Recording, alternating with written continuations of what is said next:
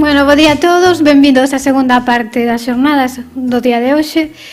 Vou a presentar a nosa nova relatora, Isabel Fernández, consultora e formadora senior experta en proxectos de comunicación patrimonial integral con unha experiencia de máis de 20 anos en proxectos relacionados coa difusión e interpretación do patrimonio, tanto natural como cultural, a comunicación accesible, o turismo sostible, a participación social. Desenvolveu proxectos en España, Uruguai, México e Portugal. Forma parte do equipo de editoría e profesorado do Centro Nacional de Educación Ambiental, o Ministerio para a Transformación Ecolóxica de España como formadora dos guías da Rede de Parques Nacionais de España. E foi directora de proxectos e administradora na empresa Ambientarte, dedicada principalmente á interpretación do patrimonio, integrando criterios de accesibilidade. Boas tardes. Hola, boas tardes. Bueno, pois nada, boas tardes a todos, a todas. Nada, eu estou encantada de estar aquí e, sobre todo, quero empezar dando as gracias, non, por organizar estas xornadas, por convidarme. Gracias a Araceli pola súa paciencia e polo seu agarimo. E, ademais, para mí é unha honra especialmente esta tarde poder compartir a mesa, pois eso, con Encarna e con Inco Ángeles, bueno, que para mí é unha muller e unha profesional, as dúas, non, son mulleres e profesionais de referencia, o sea que vaya que estou encantadísima de estar aquí esta tarde.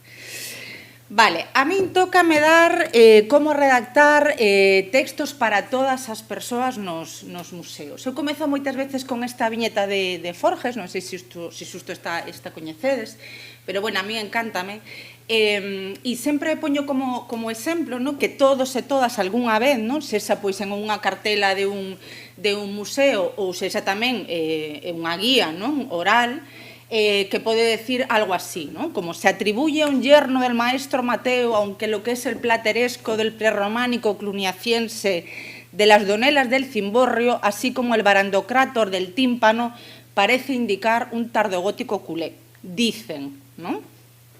Bueno, a mí gustame moito porque eu sempre comezo con isto e dicindo, ¿no?, que se alguén cree, ¿no?, como que este tipo de linguaxe que moitísimas veces se utiliza, ainda que evidentemente unha viñeta, ¿no?, ten esta parte de humor, é o que temos que facer, non, cos nosos grupos, pois, bueno, pois mal vamos, non? No meu caso, eu teño como dúas ferramentas coas que traballo, non? E a interpretación do patrimonio, que vos contarei un poquinho máis adiante, e a outra parte é comunicación accesible. Realmente, como que eu comecei coa interpretación do patrimonio, pero polo camiño me fun atopando coa comunicación accesible. E claro, para min o principio foi moi curioso porque vin como que os principios da interpretación eran moi similares en moitísimas cousas a comunicación accesible. Entón, iso que en un principio para min foi como unha sorpresa, despois de repente como que pensei e razonei que claro que tiña todo sentido, porque ao final é comunicar, ¿no?, comunicar unha mensaxe para que poida entender a maior parte das persoas, ¿no? Pero realmente como que nunca me puxera como a redactar esos principios que digamos que estaban dentro de min, ¿no?, pero que o mellor nunca os explicitara. Entón, pois a diferencia de Groucho Marx, non, con esta frase famosa de estes son os meus principios e se non lles gustan, pois que teño outros, eu redactei ou pensei que eles serían como os meus principios, non?, relacionados con esta idea da comunicación accesible e en xeral como da comunicación do patrimonio. E, bueno, serían un poquinho así como resumidos en estes 4, non? Que todas as persoas temos dereito a acceder, comprender e gozar do legado. Esa idea de acceder, ás veces, non ten por que ser a todo, non, o patrimonio. Ás veces pode haber, pois, por exemplo, eso, pois, algunha parte como que se xa de reserva ou que realmente non se pode acceder físicamente, pero se poden utilizar outros medios, non? O normal nas persoas é a diversidade, isto entendido en un sentido absolutamente amplio, non? Todas as persoas somos totalmente diferentes entre nós, entre que, evidentemente, tamén temos moitas cousas, non, que nos unen, non, as persoas polo simple feito de ser persoas. A idea de respetar a autonomía, non, de todas as persoas. Todas as persoas queremos ser autónomas, ainda que todas as persoas tamén en algún momento podemos precisar de axuda ou algún tipo de aclaración. Non é incompatible, non, unha cousa con outra. E tamén esta idea de fusir dos presuicios, non? Moitísimas veces, se fósemos capaces como de facer así un buraquiño, non? E sacar como estes presuicios, seguramente, como nos enfrentamos moitísimas veces os proxectos, non, relacionados coa comunicación patrimonial, en este caso nos museos locais, seguramente serían moitísimo mellor, non? Porque Moitas veces os presuicios nos pode levar a pensar que as persoas ou que determinadas persoas ou persoas con discapacidade, por poñer un exemplo, precisan da nosa axuda constante e non é así. Ou pensar tamén que todas as persoas, eu que sei, pois xordas, son todas iguais ou que teñen como moitas características que os fan homoxéneos e non é así.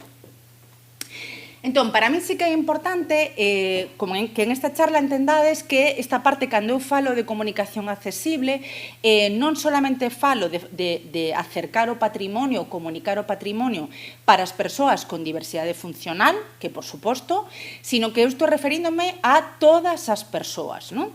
Porque iso que o normal nas persoas é a diversidade, non? Un exemplo como moi tangible disto, aunque vos pode parecer como un pouco extraño, é o grifo monomando. Moitísimas veces, non? Se hai como un grifo pois de rosca é moito máis difícil, non? De poder xirar, ou se unha persoa ten algún tipo de problemas de mobilidade, pois é moito máis difícil, non? Pero, sin embargo, o grifo monomando podemos utilizalo todas as persoas, non? É moito máis cómodo. Pois é a mesma idea, pero levada á comunicación. Entón, sempre que eu fale de comunicación accesible, eso que entendades que non só me estou referindo a persoas con diversidade funcional, sino que me estou referindo en xeral. Que mellor para todas as persoas. Vale, a miña ferramenta é a interpretación do patrimonio, digamos como que a coa que eu empecé, non? O mellor algún dos que estáis aquí, que algún sei que sí, non? Que a coñecedes, pois en este caso un pouquiño a persoa, non? Como que estableceu as bases da disciplina, foi este señor, Phil Tilden, que escribiu este libro, La interpretación de nuestro patrimonio, e que a Asociación para a Interpretación do Patrimonio a que pertenzo traduciu o castelán. El era xornalista e traballaba nos parques nacionais de Estados Unidos. El empezou como a observar un pouco como eran os comportamentos das persoas e estableceu unha serie de principios nas que se basa toda a disciplina da interpretación, precisamente para poder comunicar ese mensaxe ás persoas e que realmente sexa relevante, que as persoas sintan que teñen que ver con elas, co que as persoas as que yo estamos contando. Por suposto, non é a única herramienta, é unha herramienta que utilizo e que a mí me sirve, pero por suposto hai moitas outras ferramentas. Mirade, este ano, claro, con estas cousas da pandemia, evidentemente, houve moitas cousas moi duras e que foron difíciles para todos e para todas, e tamén houve outras cousas que viñeron e que eu creo que van vir para quedarse, que tamén toda esta parte da virtualidade.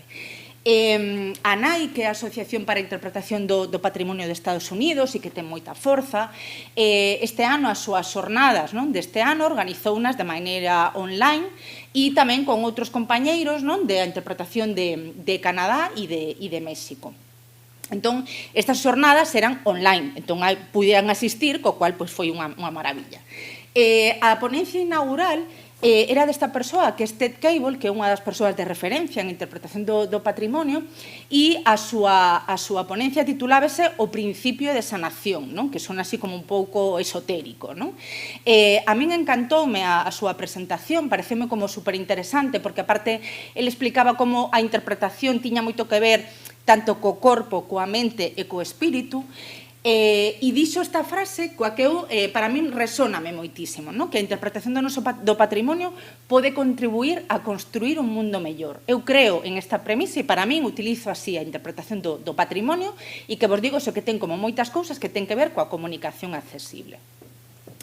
Mirade, para os que non coñezades o mellor a interpretación, tamén un pouquiño a través das definicións me pode axudar, como para explicarvos un pouquiño o mellor cal pode ser este marco de como deseñar estes textos de unha maneira que sexan accesibles para todas as persoas.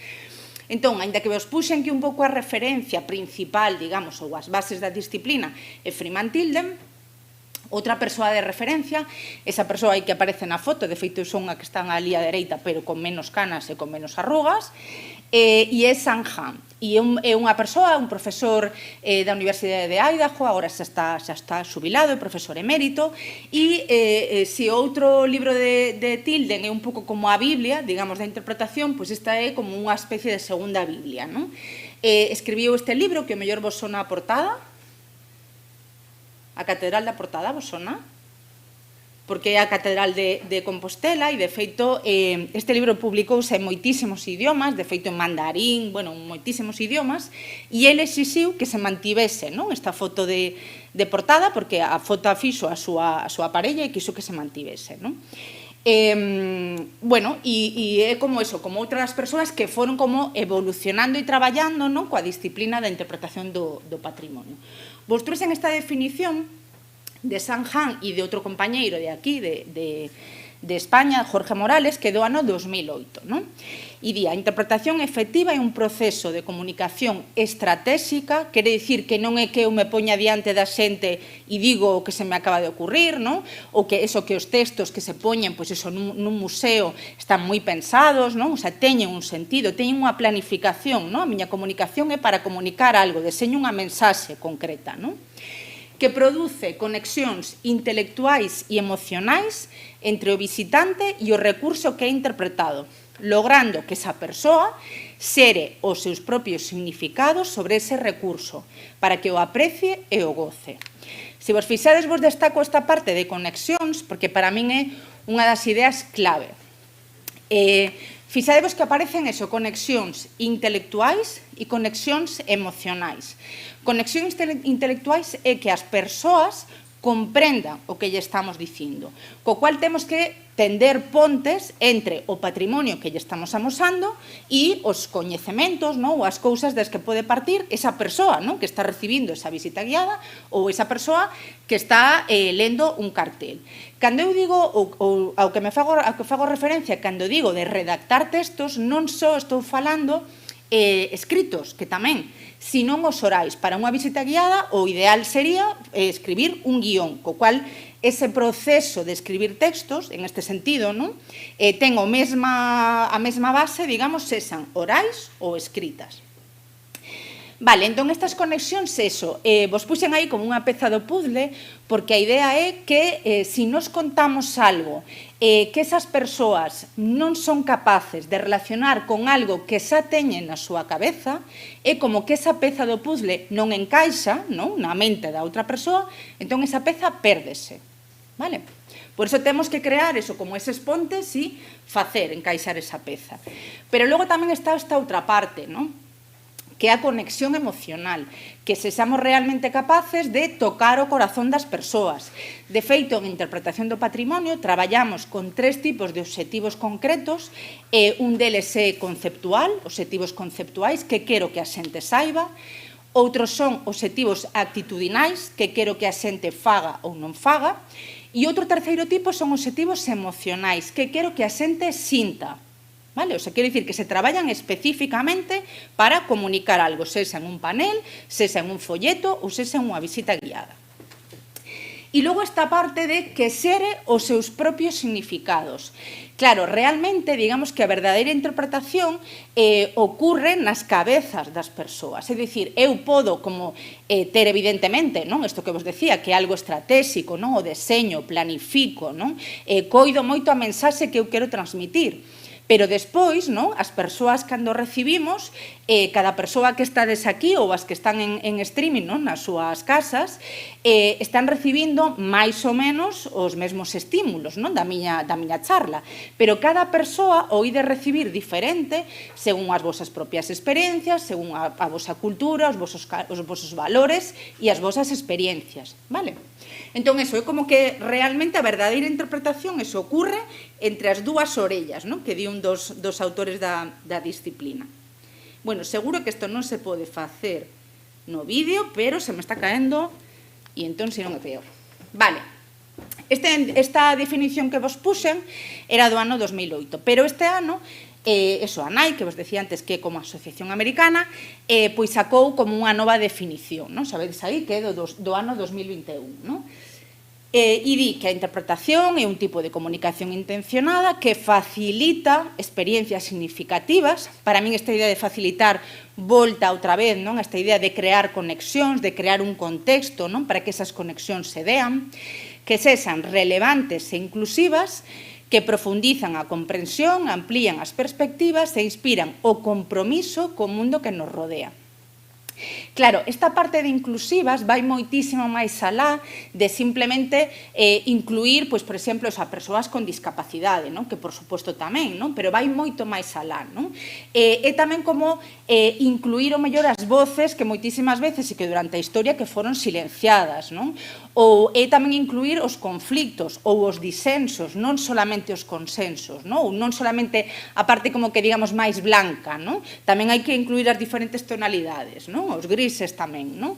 E tamén pensando en que non só eses visitantes, sobre todo, ademais, en museos locais, van a ser meros receptores, non? Sino que non é solamente traballar para a comunidade, sino que é traballar con a comunidade. E por iso vos poño aquí esta parte tamén como de a co-creación, non? Tamén ás veces, por exemplo, no meu caso, non? Como técnica en interpretación do patrimonio, teño mellor que poñerme ao servizo, non? Da comunidade e ver en que podo axudar eu, non? Ou como podo eu incorporar tamén o meu saber, pero hai outros saberes, non? En este caso, pois, da comunidade. Entón, que é eso? Unha co-creación, unha coplanificación e incluso unha cosestión, no? do patrimonio. E vos puxen aquí estas fotografías de un proxecto, non? Que aparte se repetiu moitas veces, que é formar a mariscadoras de a pé, aínda que tamén houbo redeiras e percebeiras, de diferentes cofrarías, no? de pescadores da costa de Galicia, sobre todo das Rías Baixas, no que elas, evidentemente, teñen o seu traballo, non? Que é o marisqueo a pé, ou coser as redes, ou o percebe, non? Ir o percebe. Pero, claro, como sobre todo as mariscadoras a pé, non? Se está a marea baixa e en verano pois están ali os turistas, pois entón lles preguntan, non? E isto que estades facendo, non? Eles se parten, ademais, porque mellor a xente, os turistas lle preguntan que se están apañando mesilóns, non? Ali na area, porque evidentemente non teñen por que sabelo, non? Entón, bueno, como que xa fai uns anos, pois evidentemente viron que tamén había, non? Como unha nova liña, digamos, dentro das confrarías, que era amosar o seu patrimonio, non? Bueno, entón o que fixeron foi facer visitas guiadas organizadas, non? Entón, claro, evidentemente, elas saben do seu traballo, por suposto, non? Pero non teñen por que saber tanto, pois, iso de visitas guiadas, non? Ou da atención ao público. Entón, iso é a parte que o mellor eu lles podo aportar, non? Pero elas crean o guión da súa visita guiada, eu, evidentemente, iso que vos digo, eu axúdolles, pero o guión fano elas. Elas tamén planifican un poquinho, tamén lles axuda un poquinho, como na parte tamén da xestión das visitas, non teñen público general e tamén teñen escolares. Pero a visita a crean elas, é de elas, non? E despois, cando elas fan as súas visitas, de verdade que é increíble, o sea, son unhas guías excelentes, porque aparte o contan desde a autenticidade, non? E incluso elas mesmas emocionanse, non? Cando ven e se aplauden, non? Entre elas, e eu me sinto casi como a mamá galiña ali, non? Vendo así como fan as visitas, porque é algo realmente espectacular, non? Bueno, vos puxen un poquinho así, como esa parte de definicións así como máis, e un poquinho este marco, non? De interpretación do patrimonio, esas definicións un pouco máis formais, non? Pero a mí tamén me gusta moito contar que para mí a interpretación do patrimonio é como coller, en este caso, ingredientes, non? De calidade. Non sei que credes que se podería facer con isto, con uns grelos, un poquinho de unto, un cocido, sí, un caldiño, mellor, podería ser. Vale, pois para mí a interpretación do patrimonio é como partir de ingredientes de calidade que teñen que ser rigurosos, contrastados, non? Os datos que nos collemos de diferentes fontes, non? E logo o que facemos é preparar ese plato de caldo, non? O preparamos con sabiduría, o preparamos con tempo, non? O preparamos con un agarimo, evidentemente, non? Pero cando os visitantes toman ese plato de caldo, non temos que explicarlle, bueno, pois primeiro pelamos as patacas, os grelos, os collemos así, non, a xente ten que tomar ese plato de caldo que lle sinte genial, non? Entón, esta mesma idea, cando se vexa, non? Os textos que estean nun museo ou eso a través de unha visita guiada, non temos que dar ninguna explicación, nin que existe a interpretación do patrimonio, a xente dá igual, non? Eso que o caldo, que lle sente ben e que estea rico, non? Pois isto é un pouco a mesma idea, non? Non lle damos aos visitantes os grelos crudos e as patacas crudas, por moito que sexan de calidade, non? Temos que cociñalos. Pois, en interpretación do patrimonio, e como deberíamos, desde o meu punto de vista, nos museos reflexar nos textos, sería así. Que é o contrario desto que aparece aquí. En este caso é un cartel exterior, que eu espero nunca toparme coa familia da persoa que fixo este cartel por aí, pero sirve sempre para explicar que para min estos son os grelos crudos e as patacas crudas. Antes vos dicen que en interpretación do patrimonio era moi importante a conexión intelectual e a conexión emocional, non? Que as persoas se entendan o que lle estamos dicindo e que, ademais, que tocar como o corazón, non, das persoas. Bueno, pois, a ver se vos toca o corazón, Bueno, e a ver se o entendedes tamén. Leo así rapidamente. Pequeño puente de un solo ojo situado sobre el río Valcarce a la entrada del núcleo de las Serrerías. Aunque de tradición romana, su construcción se data en el siglo XV. Bueno, hasta aquí, vale. Dice, está realizado en mampostería pizarrosa de labra tosca y constituido por una bóveda muy abierta y ligeramente apuntado de unos 9,50 metros de luz con un ancho aproximado de 4 metros. A parte do corazón, que tal la levades? Vos toca, non? Pois agora agarrádevos, Non posee pretil, siendo el trasdós de la bóveda tangente a la rasante y su tablero ha sido asfaltado. O de asfaltado entendín. Usado como paso sobre el Valcarce del camino local. Uf, non? Menos mal, non? Isto, aínda que o facemos así un pouco como de broma, moitísimas veces isto está realmente, non? Por aí, bueno, os museos e non son os museos, non?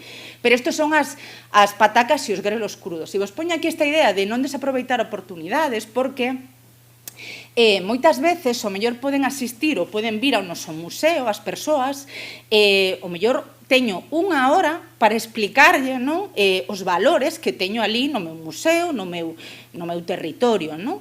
E ese momento é moi único, porque o mellor, se é población local, o mellor pode voltar, e a idea é, non, que traballemos para que as persoas volten ao noso museo, pero cando o mellor é xente de fora, o mellor é a única vez que vai vir ao noso museo, non? Entón, eso é unha oportunidade realmente perdida, non? Darlle estas patacas e estes grelos crudos co pretil do trasdós.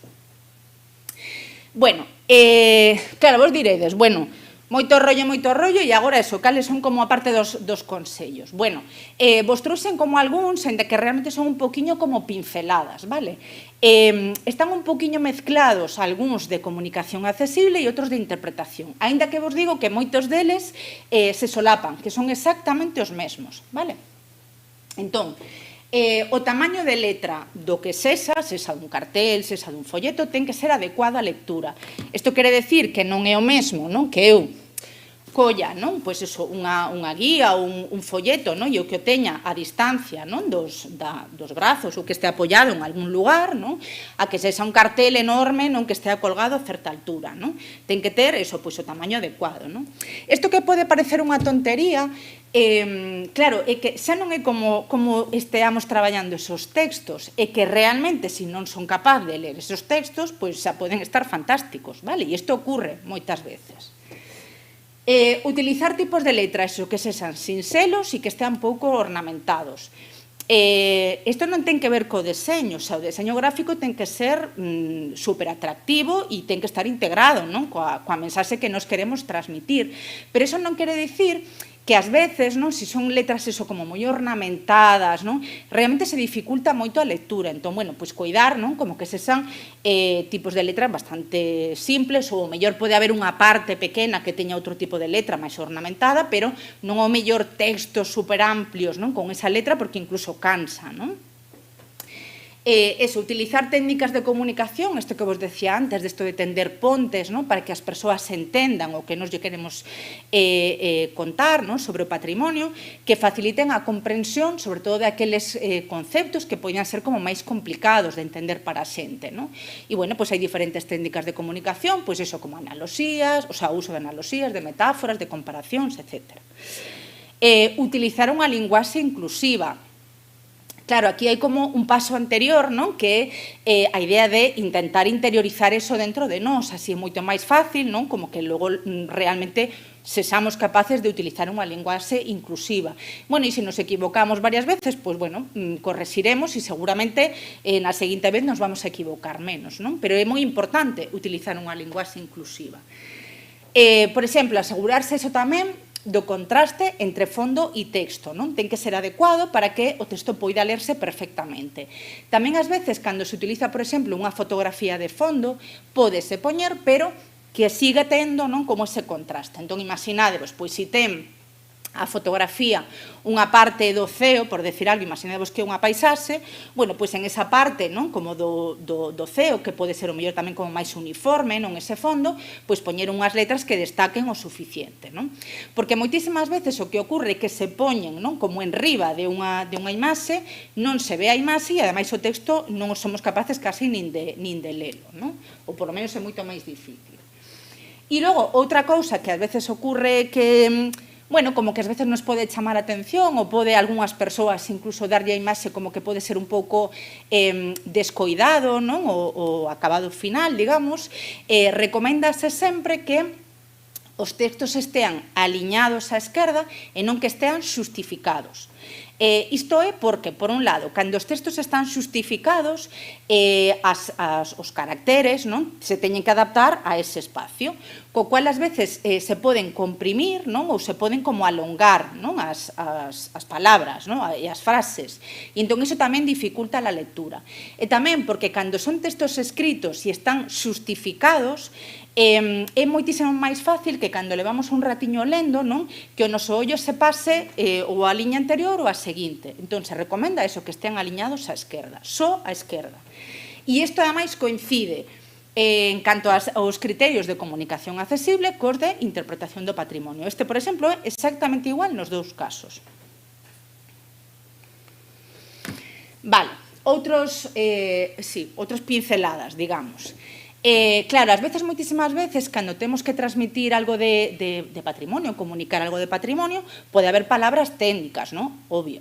Isto non quere dicir que nunca as poidamos utilizar, sino que ás veces podemos utilizar outras palabras, non, sin que teña que ser exactamente esa palabra técnica, e entón o poderemos facer así, e se é inevitable, pois as utilizaremos explicando o que son. Se nos explicamos a primeira vez o que son, as persoas xa o entenden e a partir de aí podemos seguir utilizando. E ollo, porque moitas veces cando falamos de palabras técnicas, podemos pensar o mellor, pois eu que sei, que son palabras en latín, non? Ou como de determinados procesos, non? Ou como cousas de tecnoloxía, non? Que tamén, pero palabras técnicas poden ser tamén aquelas, ou entendido en un sentido, de aquelas que mellor se utilizan en un gremio, e que se ti non estás nese gremio, pois non entendes, non? E isto vos lo digo porque cando eu empecé a dar estes primeiros cursos ás mariscadoras, claro, como elas todas eran mariscadoras, elas entendían evidentemente a súa linguaxe, e entón elas falaban, por exemplo, pois da raña, ou falaban da cota. Claro, eu non sabía o que era iso, e como eu, se eu fora unha turista, tampouco me enteraría. Entón, a raña, por exemplo, é esta ferramenta, non, que é como un rastrillo, digamos, non, como que ten como unha barriga, non, que las meten, non, que aparte é dificilísimo facer iso, na area, despois elas danlle a volta, non, e como ten como esas... Sí, como esa malla, digamos así, bueno, pois quedan aí as ameixas, non, e os verbirichos, non? Claro, entón, unha vez que elas explican que iso é a raña, isto é a raña, a partir de aí poden seguir dicindo, non? O de raña. E o mesmo o de cota, non? Pois isto é o número máximo de kilos de unha especie que elas poden apañar en un día da súa xornada, non? Claro, pero iso teñen que explicalo. Unha vez que o explicas, o podes seguir dicindo, vale? Isto tamén a veces é útil, pois, por exemplo, sexa un panel que de feito vos fago ou sexa unha visita guiada, é útil tamén como ter amigos ou amigos, amigas ou outros profesionais os que lle poidamos pasar estes textos antes da produción ou antes de facer a visita guiada, pois para detectar esas cousas, porque a veces cando nos estamos como tan metidos, non, nos nosos textos e nos parece que todo é supercomprensible, non, e o mellor estas cousas as podemos detectar así. Vale, pois eso, tentar non facer frases moi longas, nin unir como moitas palabras subordinadas, non? Moitas frases, perdón, subordinadas, non? Que logo queda aí como un choricillo, que digo eu. E mellor esta idea de expresar unha idea por frase. Tamén incluso ten que ver, igual que vos decía antes, do tamaño de letra, non? Mais alá de traballar, non? Como coa redacción de texto, claro, todo influe. Entón, pois, por exemplo, mellor utilizar papéis, non? Como que se, por exemplo, un folleto ou un acabado, non? de un panel, pois que se mate ou ter cuidado coa iluminación, porque se dan como moitos, hai moitos brillos, non? Pois iso que pode tamén dificultarse a lectura, non? Tamén, se fose algo que vai estar encuadernado, por exemplo, pois sempre é mellor que sexa en espiral, porque así, cando se abre, se mantén aberto e a persoa non ten que estar como aguantando. E tamén porque, tamén cuidar, quero dicir, a marxe central, que non estea como moi pegado á parte central, porque ás veces tamén pode como cortar palabras, non? Ou que sexa como máis difícil a lectura. E, por suposto, pois eso, pois ter a información, non, en diferentes soportes, ou alto relevo, braille, ou unha combinación de eles, non, de audios, etcétera. Bueno, vos trouxen así, bueno, algúns, nada, pequenos exemplos, bueno, un pouco tamén isto coa idea dos diferentes formatos, non? Pois, por exemplo, é un panel que ten unha parte, se vedes aquí na parte esquerda, non? Ten unha parte que é unha NASA, non?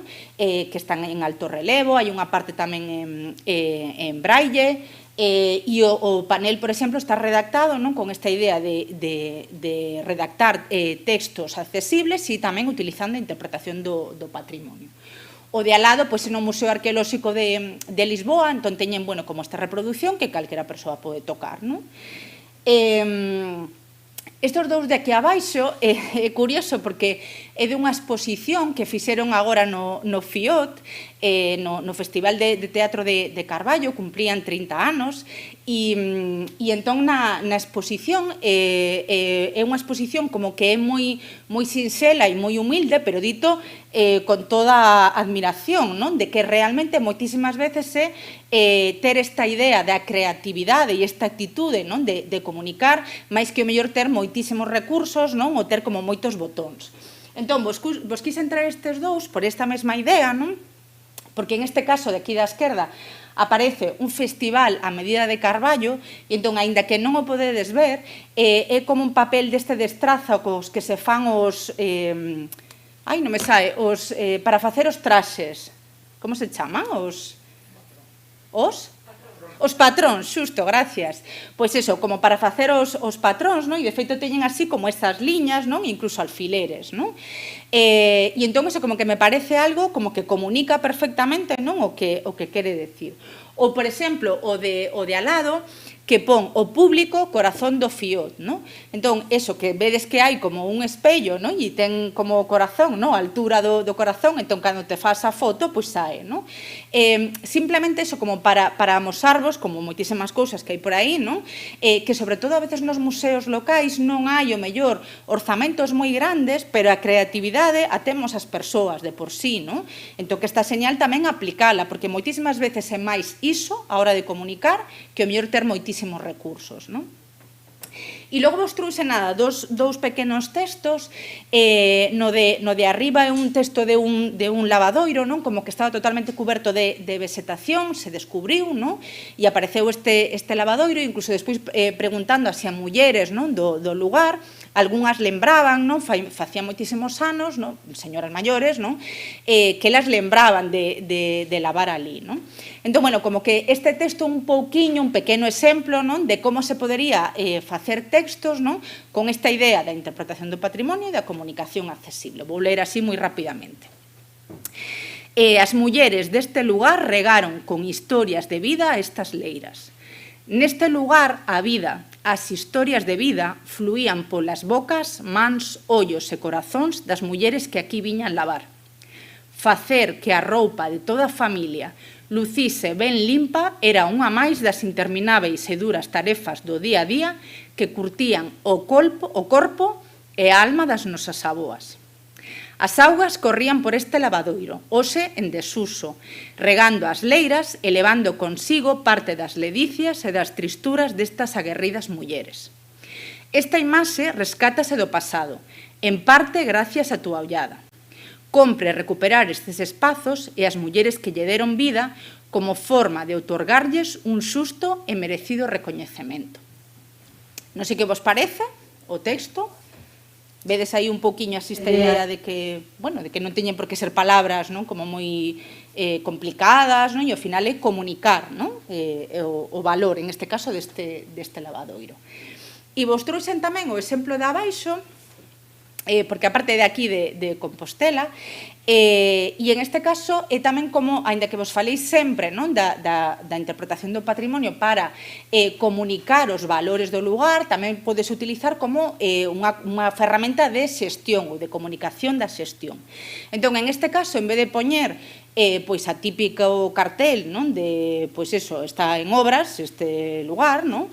Pois eu non coñezo a persoa que redactou este texto, que me gustaría coñecela, pero sin dúbida o fixo redactando, non, con criterios, non, de interpretación do patrimonio e de accesibilidade, en certo sentido tamén. Di, a pedra que pisas, o lousado cada unha das súas pedras garda parte da historia de Compostela. Unha fachada de pedra pola que camiñamos cada día e que compre coidar. Agora precisamos da túa paciencia, porque cada lousa que pisas é única. Que vos parece? Nada que ver con isto de estar en obras e non pises, non? Pois claro, o sea, cada lousa que pisas é única, ostra, non? Carai, non? Que che digan iso, non? Bueno, pois iso, simplemente así como unhas pequenas pinceladas, non? Para mosarvos un pouquiño, bueno, pois como poden ser estes resultados destes textos aplicando estas ferramentas. Vos trouxen xa para rematar, eu pertenzo a un seminario, o Seminario de Interpretación do Patrimonio, un seminario do Ministerio, que son estas persoas que estamos aquí, e, bueno, pues somos persoas de diferentes lugares, non? E que, bueno, pues traballamos como diferentes temáticas, todas elas relacionadas con interpretación do patrimonio, non? Reunímonos unha vez o ano en Balsaín, no CNEAN. Entón, un dos produtos que se elaboraron, pois foi este especie de decálogo, digamos, non? Dos dereitos dos visitantes. Entón, é un decálogo que se pode descargar, está en moitos idiomas, se pode descargar de maneira gratuita, para que calquera persoa o poda utilizar, e é un poquinho como redactar estos dereitos, non? En base a todas estas cousas que eu vos comentei agora, non? Estes son como os dereitos. O primeiro, recibir un trato acolledor e amable. O segundo, gozar dun momento agradable e ameno durante o programa ou a actividade. O terceiro, recibir unha cantidade razoable e equilibrada de información. O cuarto, comprender o significado das explicacións que se che ofrecen. O quinto, sentir que se conta contigo no proceso de comunicación. O sexto, sentir emocións e sorprenderte, tanto polos contidos como polo estilo da presentación. O séptimo, sentir estímulos que te induzan a pensar e a reflexionar, ata chegar a tirar as túas propias conclusións. O octavo, poder lembrar o sentido e a esencia deste lugar. O noveno, preguntar ao persoal calquera cousa que non comprendas e a obter unha resposta, aínda que sexa con posterioridade, a través de outras vías de comunicación. E o último, comunicar aqueles aspectos que non che gustaron e facerllo saber ao persoal, institución ou centro responsable da actividade ou do lugar. Que vos parecen estes dereitos? Que se cumplen?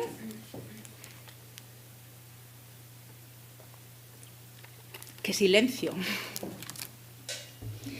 Bueno, non sei se en algún se cumplirá máis que en outros, o mellor non todos, non? En todos os sitios, pero eu creo que sí que se debería traballar para que se cumpliran, non? En todos os museos e en xeral, non? En todos os centros patrimoniais. Nada, simplemente un poquinho aquí como para terminar, non? Un poquinho para recapitular. Bueno, pois que eso, que deseñar textos para todas as persoas que depende en unha grande parte como da actitude das persoas, non? Sobre todo cando estamos falando ou de comunicación oral ou, o mellor, pois cousas máis pequenas, non? Que o mellor podemos producir no noso propio museo, non? Eso, deseñar materiais para todas as persoas non ten por que supoñer obligatoriamente sempre como un un aumento no orzamento e tamén porque moitas veces cando planificamos, non? E xa está como pensado así para que sexa un deseño para todas as persoas desde o principio, pois normalmente é moitísimo mellor o resultado e máis accesible que cando comezamos a facer apaños, non? Algo xa está ou se presupostou mal ou se planificou mal e despois facemos como apaños. Ligar a inclusión á calidade, eu creo que isto é algo fundamental. E porque, ademais, ten moito que ver co seguinte, que cando nos estamos como deseñando para todas as persoas, é moitísimo máis fácil que cheguemos ao mellor a outros públicos diferentes dos que podíamos ter ao mellor en un principio ou os únicos os que ás veces como que nos centramos. E iso tamén nos va a permitir tamén diferenciarnos de outros museos ou de outros centros.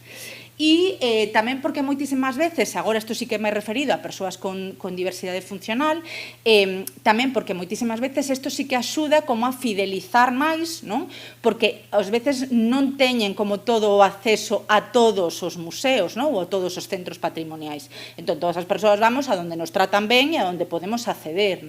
Si todo é moi complicado, non podo xa nin acceder pola porta, logo non entendo, non hai recursos, non hai outro tipo de medios como alternativos, non hai audios, non hai braille, pois evidentemente vai ser moito máis difícil que as persoas poidan asistir e disfrutar. Por eso, e me gustaría que xa concluir con isto, esta idea que vos comentaba ao principio, que a mí me parece que a interpretación do patrimonio, e iso que vos decía, que está moi unida aos criterios de comunicación accesible, que pode contribuir a construir un mundo mellor. Así que nada, moitísimas gracias.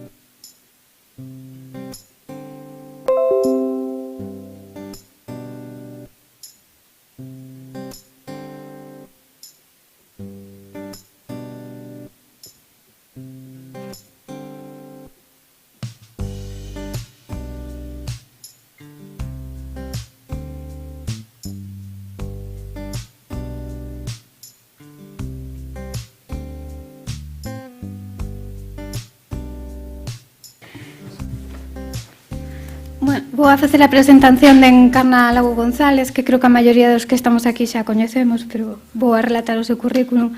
É funcionaria da Deputación Provincial de Lugo e xerente da Rede Museística Provincial de Lugo.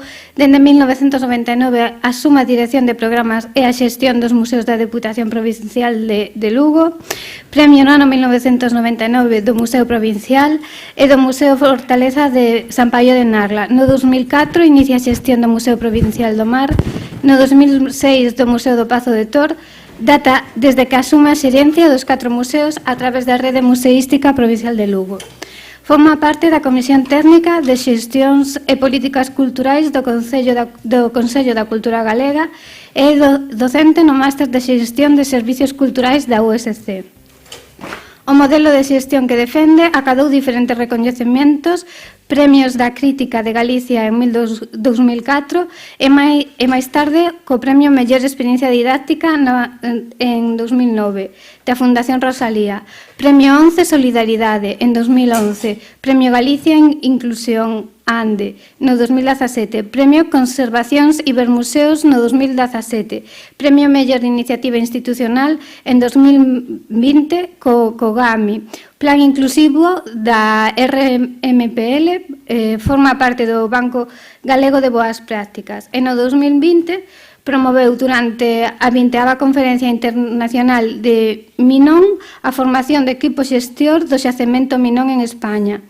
con máis de 22 anos de experiencia de traballo dentro das liñas de movimento internacional por unha nova museoloxía, en defensa do museo social, sostible, igualitario, inclusivo, promove os museos sempre en construción, concibidos como territorio, patrimonio, comunidade, espacios socioafectivos, lugares de vida e de convivencia para todas as persoas, ademais de considerar os museos como axentes de transformación social a través da educación.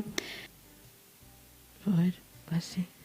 Menudo, casi me creo. Todos tedes uns currículos que non sei como... Sí, porque... Bueno, boas tardes a todas e a todos. Moitísimas gracias, Araceli.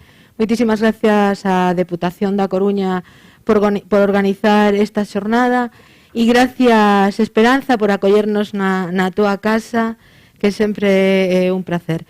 Bueno, eu veño a falar en nome de un equipo de persoas que levamos facendo insistencialismo e resistencia dende fai 22 anos. Eso non, todo o que escuitastes son o traballo, a luita, os froitos.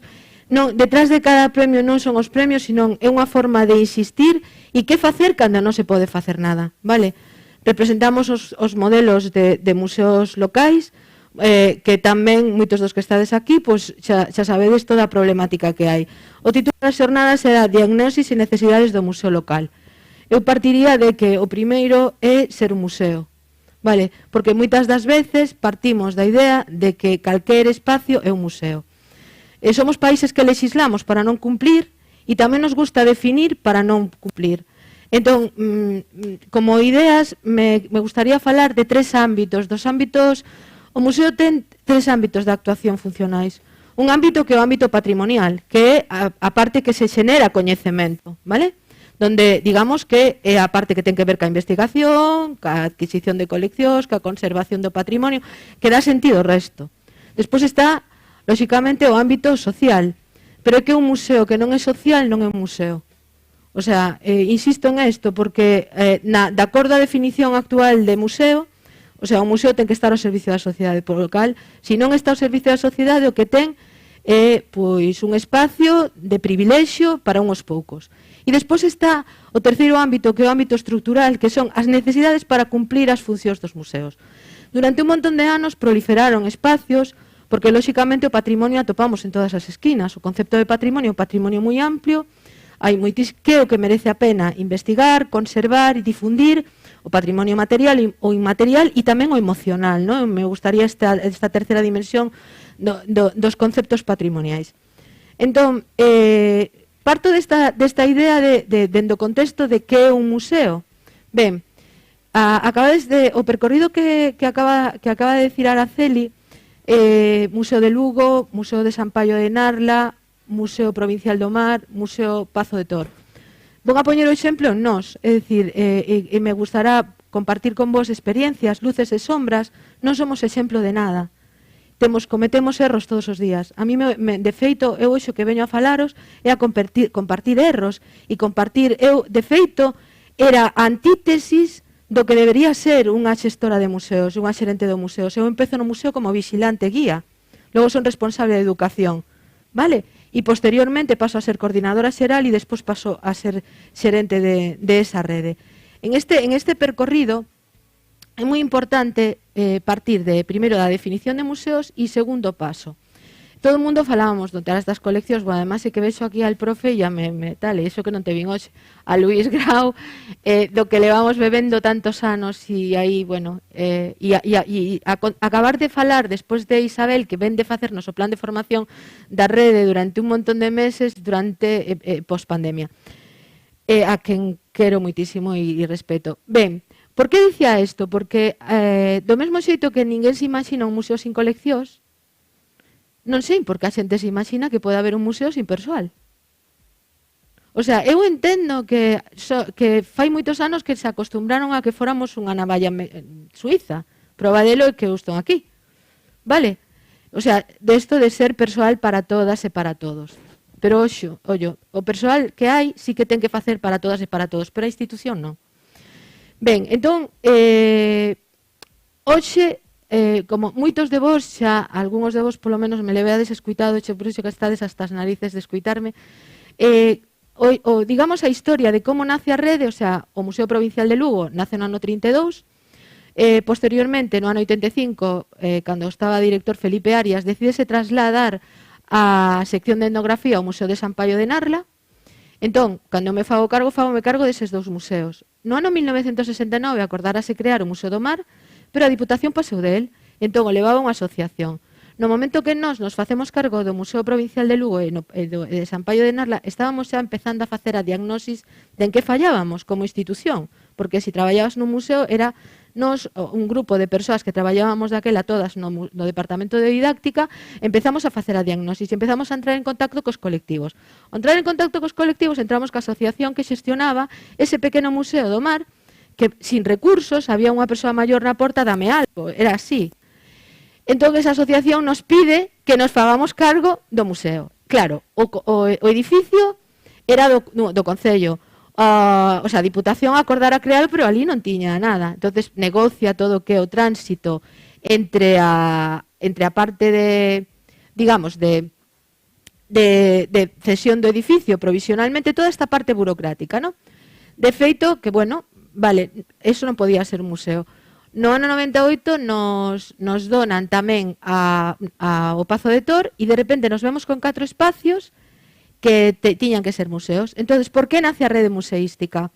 Nace como un modelo de sustentabilidade ante a necesidade, é dicir, cos cartos de un único museo, do museo grande, pois os departamentos científicos que actualmente dirixe a Aurelia Balseiro prestan servicios tamén ao resto dos museos. E aparte, desde ese momento, o que facemos é que nos museos pequenos únicamente hai vigilancia e educación, persoal de educación. Unha figura que temos, que na actualidade temos 16 auxiliares de sala, que son persoal, todos son funcionarios, é dicir, ao longo de todos estes anos, dende eses 22 que éramos unha minoría espesa corda, ao día de hoxe estamos a falar que se crearon un montón de postos. E aquí sí que reivindico a figura do profesional que xestiona dende a fisura, vale? Que é tal vez a única habilidade que tiven ao longo destes anos ser capaz de ser xunco, é dicir, de xestionar, por exemplo, en época Montoro non se podían crear postos de traballo, pero lóxicamente se asocias a figura de educador provisionalmente, non? Mentras estuéramos nesa situación, a que tamén tuvera función de vigilancia, xa que nos museos, o sea, é un perfil a navalla que falábamos suiza, pero ben tratada, vale? O sea, estamos a falar, nosotros non temos privatizado ningún servicio, a gasto de seguridade privada e da limpeza.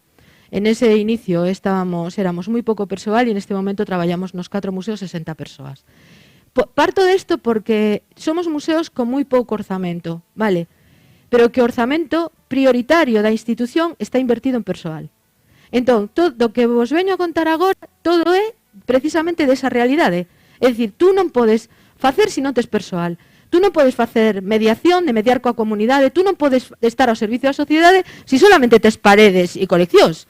Como faz interpretación de patrimonio? O sea, a ver, todo isto, dito así, parece que foi doado. É dicir, en 22 anos, imaginádevos, cando falábamos de sustentabilidade, pensade que a sustentabilidade ten moitas dimensións, non? A social, a económica, a medioambiental e tamén a política. É dicir, ao longo de todo isto, pensade que pasaron moitísimos cores políticos, moitísima xente a que estés constantemente que convencer que este é un proxecto de continuidade, que empeza no ano 99 e que todavía sigue. Cal é, o sea, ao realizar a diagnosis de en que fallábamos, non? O primeiro que faz é convertirte en museo escuitador, escuitas, pero tens que escuitar a xente para saber en que fallas.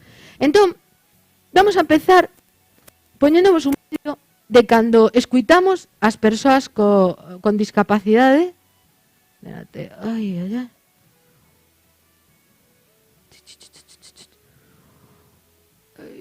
Non me veo. Perdón. E que conste que o rapazo fixo de maravilla, Pero é porque non veixo sin gafas, Mónica. Aquí. Vamos a ver. Mónica abreviado. É mellor porque poñer as persoas no centro é darlles voz. E dar voz supón que eu veño a falar do que é o traballo comunitario, do que construíron a comunidade, que non é un feito abstracto, sino que é un feito concreto.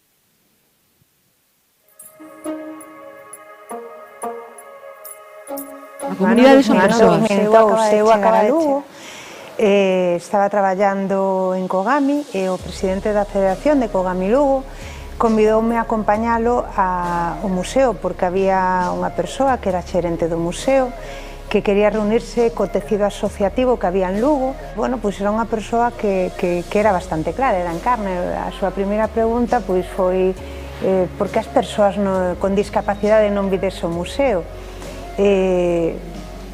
Ante esa pregunta, pois a miña resposta foi porque o museo non está adaptado. Que a realidade era que no ano 2002 non era posible entrar no museo pola rampa e pola entrada que hai, senón que había que avisar o garda de seguridade para que abrise a porta de atrás e poder entrar pola parte de atrás. Se eu non teño o coñecemento de por onde podo entrar e vexo barreiras, pois evidentemente pois xa non é algo que me atraiga, nin é unha visita que eu vai a realizar. Empezamos a xerar unha rede entre todas as entidades que había e chegouse a conclusión de que se o museo quería ser accesible para todo o mundo, tiña que tener en conta o que a xente que lle comentaba, se as obras estaban a unha altura xeitada.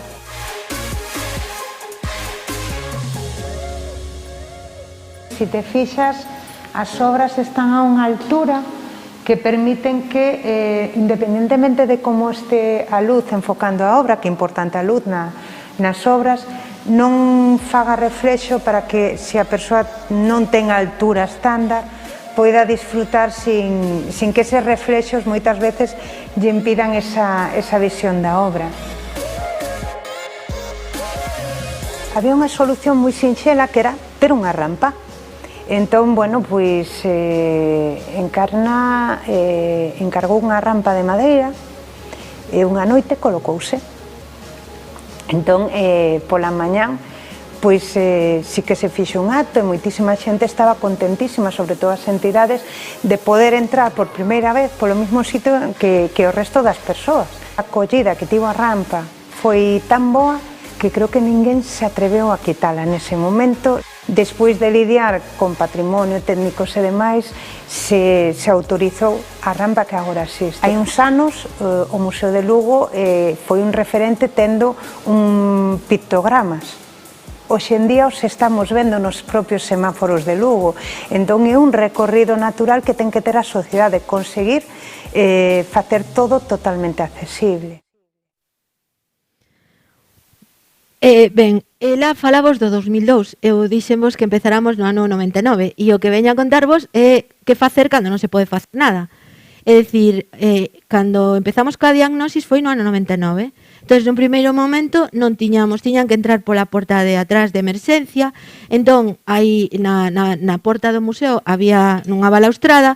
Entón, encargamos este timbre que é ao que ela se refire, que como era zona de copas non lo rompían, co cal fomos ao ferreiro, fixonos este chisme, enganchase con cadeado e o garda, pola mañá, os compañeiros e as compañeiras o poñíamos e o quitábamos. Tocaban o timbre e inmediatamente a primeira axuda que tuvo o colectivo con discapacidade no noso museo foi este timbre e a axuda humana. É dicir, nin os baños eran accesibles ni nada. Vistes que dixo o de noite? Pois o de noite porque non tiñamos permiso. Eu hoxe comentaba a importancia tamén que en certos momentos non vos estou... A ver, podo dicilo, está en streaming, eu aboco ao Museo Desobediente en pro do servicio á sociedade, punto. Vale, e o único que sei é que dixen naquel momento que a xente necesitaba unha rampa, patrimonio era dun cor político, o concello de outro, non sei que, e vale, ben, pero pasaba o tempo e non nos deixaban co cal. Kogami ou Famislu, que era daquela, fixeron o proxecto do que como tiña que ser e nosotros convencemos os carpinteiros, porque tampouco tiñamos cartos, e a puxemos de noite e agora dixemos. Por eso digo a importancia de contar ca comunidade, pero que a comunidade son persoas, é un feito concreto, persoas que te van a apoiar sempre que tú estés apoiando. Por eso a importancia da escuita e non son valentadas, sabes? É dicir, ter claro cal é a decisión que tes que tomar, de que lado estás. A función social dun museo está claro, de que lado estás. Do lado das persoas que entenden que traballan nunha institución que está a servicio das persoas, que xeneran coñecemento a servicio das persoas, ou de outras persoas que se esqueceron de que están traballando, que administración, falo dos museos públicos, é un servicio público, somos servidoras e servidores públicos. Co tal, a nosa función é estar ao servicio das persoas. Entonces, ou seguimos defendendo eso e somos valentes a hora de defender, e aí vão tamén a 3 características que ten calquer persoa que traballe nun museo. Bueno, en calquer traballo, pero agora hoxe nos toca museo, pois en museo. A ética é un valor individual. A técnica non chega con ter unha carreira universitaria nin un titulito. Se trata de que o museo é algo que vive, o museo é algo que medra, o museo evoluciona, o museo tes que constantemente estar incorporando e formándote, escuitando, incorporando saber profano, aprender a facer o que é a autoridade compartida, aínda que te leves moitas lavazadas, porque a mí ao mellor me gustaría facer esta conferencia sobre todos os erros cometidos e sería ao mellor moito máis gratificante para todos vós. Pero realmente esa é claro, a diferencia entre unha xestora e unha soñadora é ter un plan, e cando traballades cun profesional do museo ten ética, técnica que a ten que ir adquirindo e actualizando. E a empatía, que a min é unha palabra que ahora non me gusta, porque é unha palabra secuestrada polo sistema. O sistema cada vez é máis refinado na perversión e además sabe colarse moi ben. E nosotros temos que aprender a facer igual que fai o sistema, non? Quédome ca alteridade. Alteridade e a outredade é aprender estrategias para ser a outra e a outro. Eu podo presupoñer que lle gusta comer a Espe ou que lle gusta a Isa. E ao mellor digo, a Isa acaba de poñer un plato de caldo, pois gustalle caldo. E ao mellor lle gusta o churrasco. Esta é a forma que temos de xestionar os museos. Imaginámonos o que os demás queren, ou que os demás necesitan, pero non lles damos voz. E además, tratamos a comunidade, tratamos as persoas que veñen aos museos como clientes, porque o museo social, o verdadeiramente o importante, cando poson as persoas no centro, cando apostas por museos pola vida, que o importante é ese museo que sirve para a vida, pois daste conta de que os museos non teñen precio, teñen valores, ¿no? Que é o que se transmite a través dese coñecemento. Porque ese coñecemento que hai nesas pezas, que o sistema neoliberal capitalista, e me voy a parece que me dice Ángeles, te pasas un frenada, pero me paso, sí. E dices, el heteropatriarcado, cando me parece que me poño en plan predicadora, pero que é certo, somos un medio de comunicación con credibilidade que únicamente contamos un discurso. Nos costa moitísimo incorporar as micronarracións e as micromiradas, e temos que aprender a ceder, a incorporar a mirada allea, porque non hai cousa máis triste nun museo que confundir o rigor científico co rigor mortis. Antes vos dixen que a función fundamental do museo, lóxicamente, é xenerar ese coñecemento e estar ao servicio da sociedade. Ben, falábamos de que o principal patrimonio dun museo é o persoal, non?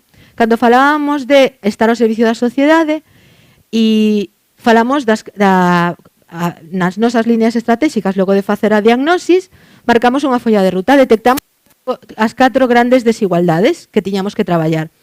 A desigualdade de xénero, a de clase, a de etnia e a de discapacidade. Isto foi o que pasou ca discapacidade. Que pasa? Que nós non temos clientes, temos persoas que veñen á nosa institución. Temos persoas que, independentemente de que seña unha persoa que veña un día, que seña dende un turista a calquera outra persoa, o bon e o maravilloso neste momento, además, é toda a plataforma multicable que che permite ter unha rede amplísima, non solamente dos que veñen físicamente, sino dos que están aí que poden formar parte da nosa vida. Online e presencial e online xunto, é dicir, vamos a aprender a cambiar os formatos tamén de museo, non? Ese é o museo social. Pero o museo social, se empezo pola plantilla, lóxicamente tamén teño que traballar, antes dixen o dos dereitos, o sea, o 10% das plantillas cando hai convocatorias teñen que ser cobertas por persoas con discapacidade. Ben, entón, empezamos por o tema de discapacidade e eu agora vos vou a presentar, que a vou a sentar a unha compañeira. Por que? O seguinte foi facer que se cumplira a lei e que as persoas con discapacidade formaran parte dos museos. Vale? Entón, usar unha presentación parecía como que tamén era importante que dar voz en primeira persoa, non? Que entenderades todo o que son as dificultades reais en un museo local onde só traballan 2 persoas e que unha persoa delas seña cega. Por si algún día tedes a sorte de que vos pase eso, pois que, polo menos, se tedes a sorte de traballar con alguén con Ángeles, pois que tamén saibades cales son as luces e sombras de cando te teres que enfrentar a traballar o concepto de diversidade de verdad. non solamente o día 3 de decembro para o día da discapacidade, o 8 de marzo o día e o día, non? Sino todo. Entón, escaleras.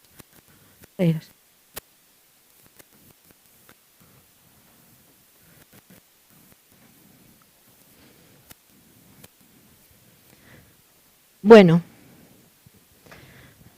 antes de darlle voz, vamos contar que a primeira, lóxicamente, cando agora estuvestes escuitando a Isabel, do que era adaptar os textos, do que é a linguaxe inclusiva, do que, pois, bueno, pois, o de non usar, por exemplo, os xerundios, os subxuntivos, porque hai moitísima xente que non ten capacidade de abstracción e solamente con eliminar, pois, bueno, todas estas normas que a posteriori está totalmente sistematizado e reglado, é de doado ahora mismo, pero trasladadesvos ao ano 99, pois era un pouco complexo. E entonces, de paso que nos formábamos, a xente tamén empezou porque do que estamos falando do Museo Social é de democratización cultural, é de dereitos que foron asolagados durante un montón de anos. Bueno, Ángeles é funcionaria, entrou como vigilante guía no Museo do Mar, actualmente é a xefa, é a encargada de auxiliares de sala, xestiona 2 museos,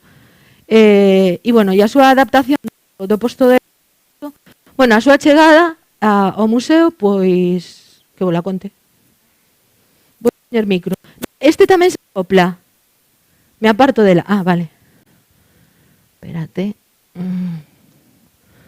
Oye, si vos digo unha cousa, é que non vexo un burrate, é que están sin gafas, entonces... Ah, gracias. Xa. Sí. Bueno, entonces, nada, pois, moitas gracias bueno, vadesme escoitar un pouco pero é culpa de Encarna, non teño nada que ver na cuestión. Pois, por suerte, no 2011, pois, comezo a traballar como di Encarna no Museo Provincial do Mar como xente guía. Bueno, pois eso son cega. A verdad que o Museo Provincial do Mar é para unha persona, neste caso, con deficiencia visual, o sea, cega, como son eu, é unha gran ventaxa. Por que? Porque é un museo moi pequeno e é un museo, podemos decir, que é o máis adaptado de Galicia. Entonces é máis accesible de Galicia. Entonces é un museo pequeno, no que te manexas ben, é moi ben. Pero, bueno, nese museo está outra persona, que é unha vixiante, e a pobre da muller, cando lle dicen mira, mañá empeza a traballar contigo unha compañeira, é cega, pois levouse o gran susto da súa vida, porque decía, e como lle falo? Porque xa tedes aí o complejo de decir mira, pois miramos, o sea, mirar, como dice unha amiga miña, mirar miro, ver vexo pouco, pero mirar miro, pero, o sea, non temos ningún complexo no problema de utilización dos verbos, o sea, podes falar con toda a normalidade, e, bueno, si, temos que ir adaptando pouco a pouco. Pero é complexo. A inclusión, a min, a accesibilidade é genial, pero a accesibilidade que podamos entrar, e, bueno, entras en casi todos os sitios, pero o importante é a inclusión, o importante é pasar a formar parte, como di Encarna, da inclusión a transformación social, axudar a transformar a sociedade. Eso é complexo. E a inclusión conleva a que se deriven a moitas barreiras, non só as barreiras físicas, non só as barreiras de comunicación, tamén as barreiras que teñen os presuicios que teñen as persoas ao teu lado, dicir, Dios, como vou traballar con unha persoa con discapacidade? Pero logo hai outras barreiras moi gordas, que son as mentais que temos as propias persoas con discapacidade.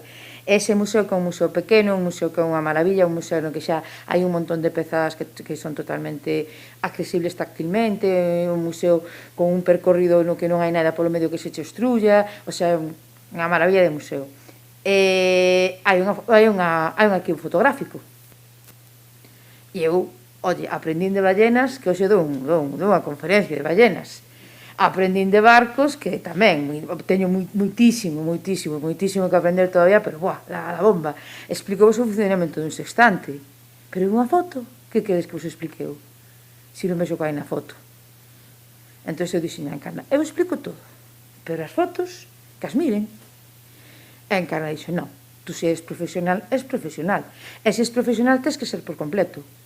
Entón, aí vai o derribamento, a adaptación dun posto de traballo, no que tamén se tratan de derribar as barreiras mentais, da persoa con discapacidade, que ten que ser consciente de que ten que ser un profesional a pleno rendimento, unha profesional a pleno rendimento. E é como xurde este proxecto de fotografía a cegas, que foi un proxecto que foi unha maravilla, e que dentro da sostenibilidade é un proxecto de, se vamos a facer un proxecto no que a unha persoa con cegueira se vamos a procurar abrirlle a mente e que comprenda, parva de min, que os ollos son como a cámara, pero que simplemente captan a imaxe despois interpretase no cerebro, os ollos non me funcionan, o cerebro, espero que pense desde cando acabe de falar que sí, entonces, pois non hai pega. Pois é unha pena ese proxecto no que se vai a invertir o traballo dunha serie de persoas, unhos cartos, un tal, que sexa para unha sola persoa, cando se pode ofertar a máis. É un proxecto... Espera. Ahora mismo estamos falando xa de adaptación do posto de traballo. Quería compartir con vos proxectos e adaptación dun posto de traballo dunha persoa cega. Antes non temos medios, o paso previo a que Ángeles entrara, entrou unha persoa que ten tamén discapacidade visual, pero tamén xordeira. Entón, a maiores, a igual que lle pasa, o sea, tiñamos que tamén traballar con el as barreiras de comunicación, vale? Unha persoa que sabe moitísimo, que controla moitísimo, pero que cando pillaba a alguén por diante quería demostrar o moitísimo o que lle costara adquirir esos coñecementos, e entón era, e eu lle decía, a ver, discapacitados e coñazo non. Entón, fixemos con el unhos exercicios de facer, non temos medios, por eso, isto fixose xa no ano 2000, e entón lle encargamos que collera unha serie de pezas e a fixera accesibles. Se trataba de que el pensaba que o estaba facendo para os demais, pero se estaba facendo para el mesmo. El tiña que coller 5 pezas e facer, primeiro, tanto a nivel oral, porque isto iba acompañado tamén de unha peza, de un MP3, bueno, de un tema sonoro, primeiro eran outras ferramentas, non era... Entonces grababa. Entonces, tanto os pictogramas, porque además a importancia de traballar cas asociacións, o sea, todo, ao final, os profesionais, porque nosotros non temos, nin sabíamos, e o traballar en comunidade, o sea, é que é moi doado, vístelo, a rampa, o Kogami, isto é o bon de traballar cos colectivos, non? E xa daquela, e entón el, pois, bueno, empezaba con temas de lectura doada, o sea, co braille, encargouse tamén de xestionar todo, e un pouco era, pois, bueno, como facendo unha adaptación dun posto de traballo, el que non sabía que estaba sendo unha adaptación dun posto de traballo, porque o primeiro tamén a hora de traballar, sobre todo porque a min me gusta dar voz, digo, ahora falo en primeira persoa, que moito diga eu, pouco ten que diga nós, non? Pero non, creo que é importantísimo desligar estos dereitos do paternalismo co que se está utilizando nos museos. Isto é unha cuestión de dereitos, son persoas capaces, co cal non podes, se en algún momento isto houbera sido tratado de outro xeito, poder haber sentido que o estaba tratando de forma infantil, vale? Entón, foi un exercicio previo de aprendizaxe e de rodaxe. É dicir, non estamos a falar que exclusivamente este Ángeles, o sea, hai moitísima máis xente con discapacidade, bueno, traballando no museo. Entón, no caso de Ángeles, toda a adaptación foi relativamente doada, agás o tema da fotografía, non? Entón, a rede o que fai é tecer redes, vale? Redes ca comunidade, rede cos artistas. No ano 99, cando eu me fago cargo do primeiro do Provincial de Lugo e do de San Paio de Narla, os artistas para poder expoñer no Museo de Lugo tiñan que estar mortos ou vir da mau de alguna entidade, dun banco. Ao que viña era a comunidade escolar, que era os públicos cautivos. O resto das comunidades, o sea, xa decía, non, ese museo social que todavía seguimos con moitísimas necesidades de mellora e de cambio, non?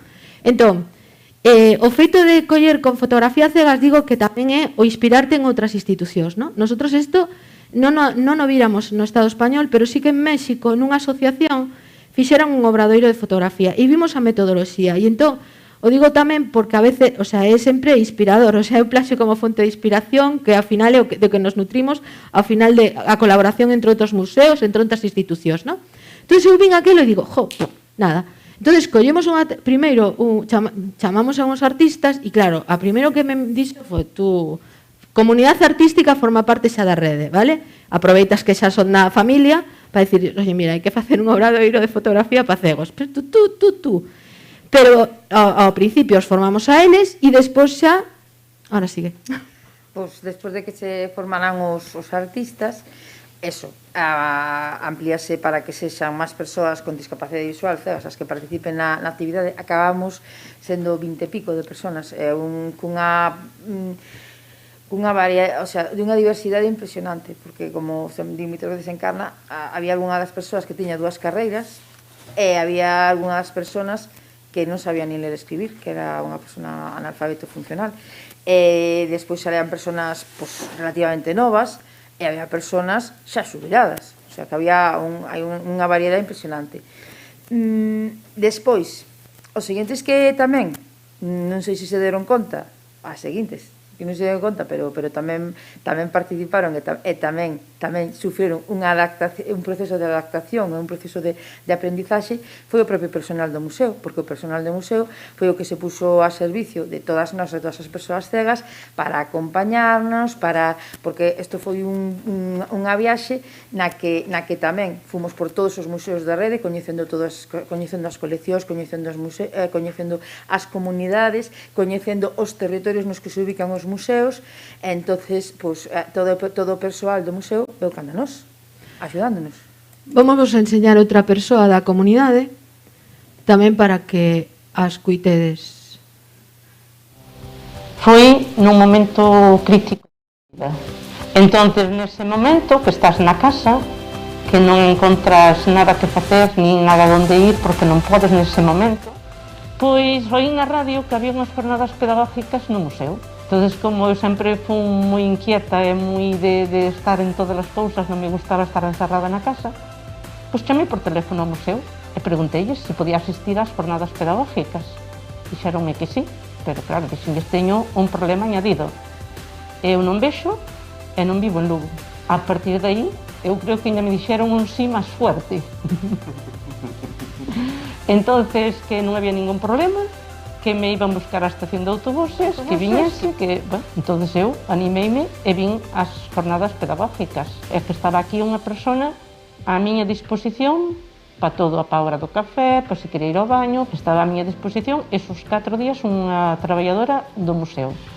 É que ainda case me emociona ahora, sabes? Sí, foi verdade, sí.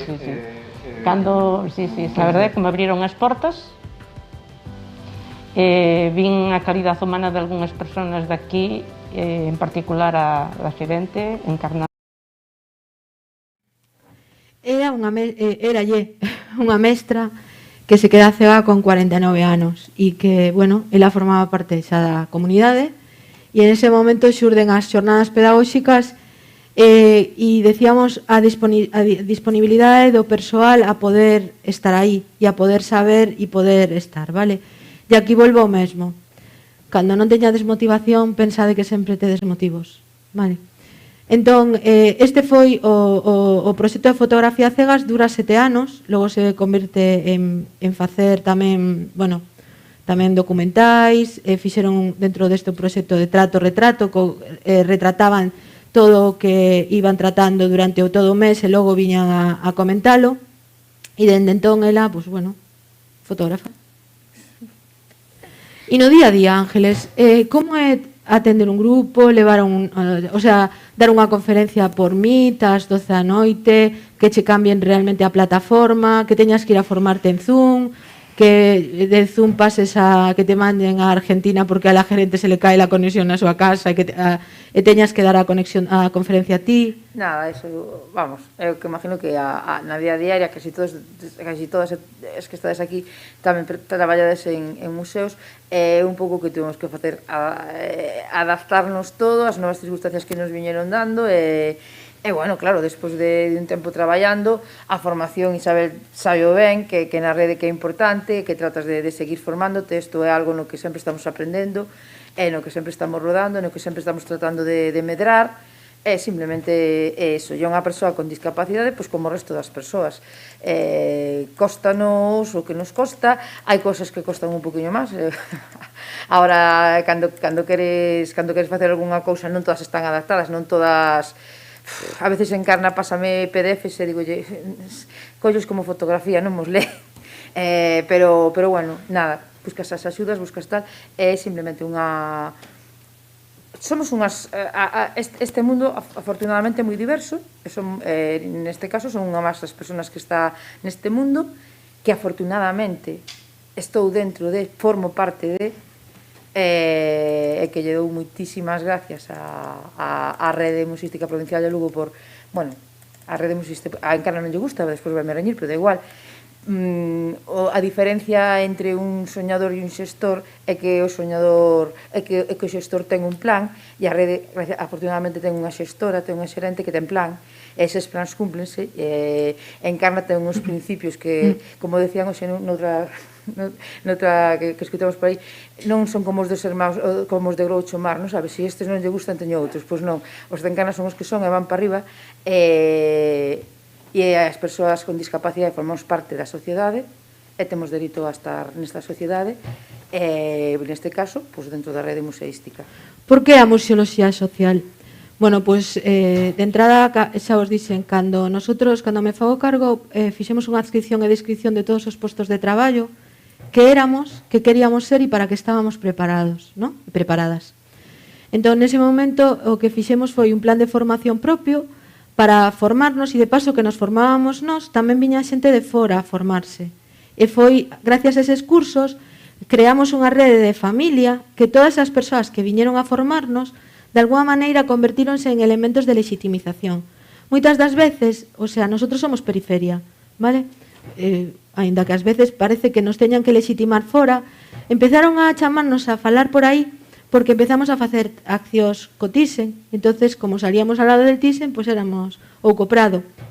É dicir, isto é a forma de traballar que temos, non depende tanto de o que faga, o sea, a importancia de alguén que xestione é que xestione dende a horizontalidade, que aprenda a escuitar, que aprenda que o fundamental, sobre todo, é a escuita activa de dentro a fora. Non se pode facer museoloxía social fora se non se fai dentro.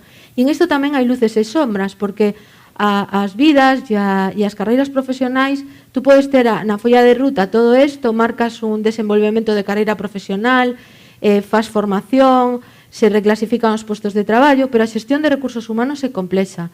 Que non vos vou a decir todo que todos son maravillas, sino que das poucas cousas que me podo sentir orgullosa de ter unha plantilla, non? Unha plantilla de persoas nas que hai de todo, como a vida, porque a vida, eso é a diversidade. A inclusión é transformación. E o que sí estamos orgullosas e orgullosos é que foi todo dentro do ámbito educativo, é dicir, a educación nos a entendemos como unha función, non como un servicio, como unha función fundamental, transversal a todos os departamentos. Entón, a verdadeira revolución destos museos nace dentro da educación. Dende esa maneira de mediar e a mediar non con ese concepto de mediar dese mediador que contratan porque si tienen que pagar un educador sale máis barato. Non, desde esa idea do mediador que sabe estar aí nese sitio, nese territorio. Mirade, ás veces nos costa moito buscar, saber a hora de marcar a folla o que a luz, non? E está no territorio. Vosotros sodes, bueno, as persoas que señan ou que estén aquí, pues, se é de museo local e tedes algo que ver con museos locais, eu vos traigo, isto é unha garrocha. A garrocha é unha raíz da UZ e da zona oriental da provincia de Lugo, onde son eu, que son do Cebreiro, e, bueno, normalmente daqui salen os ganzos que servían para dar luz. A garrocha é unha raíz que dá moita calor. Se utilizaban e se utilizan, pues, bueno, ahora como época, pero nas lareiras como punto de luz.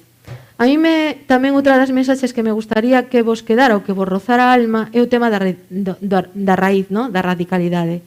Estaránnos seguramente seguindo por streaming unha compañeira fundamental para nós da rede, como todo o equipo, pero Silvia, que ela é moi sempre de insistir en esta mensaxe do territorio, ¿no? Sobre todo neste momento de globalización, ¿no? A raíz é importante, e se a raíz é recia, o árbore non torce, ou algo así era. Bueno, pois creo que é moi importante buscar os referentes no territorio. É dicir, falábamos das persoas que habitan nese territorio, falábamos da nosa raíz, vale? Falábamos porque é moi importante que cada paso que demos, ahora xa temos unha plantilla,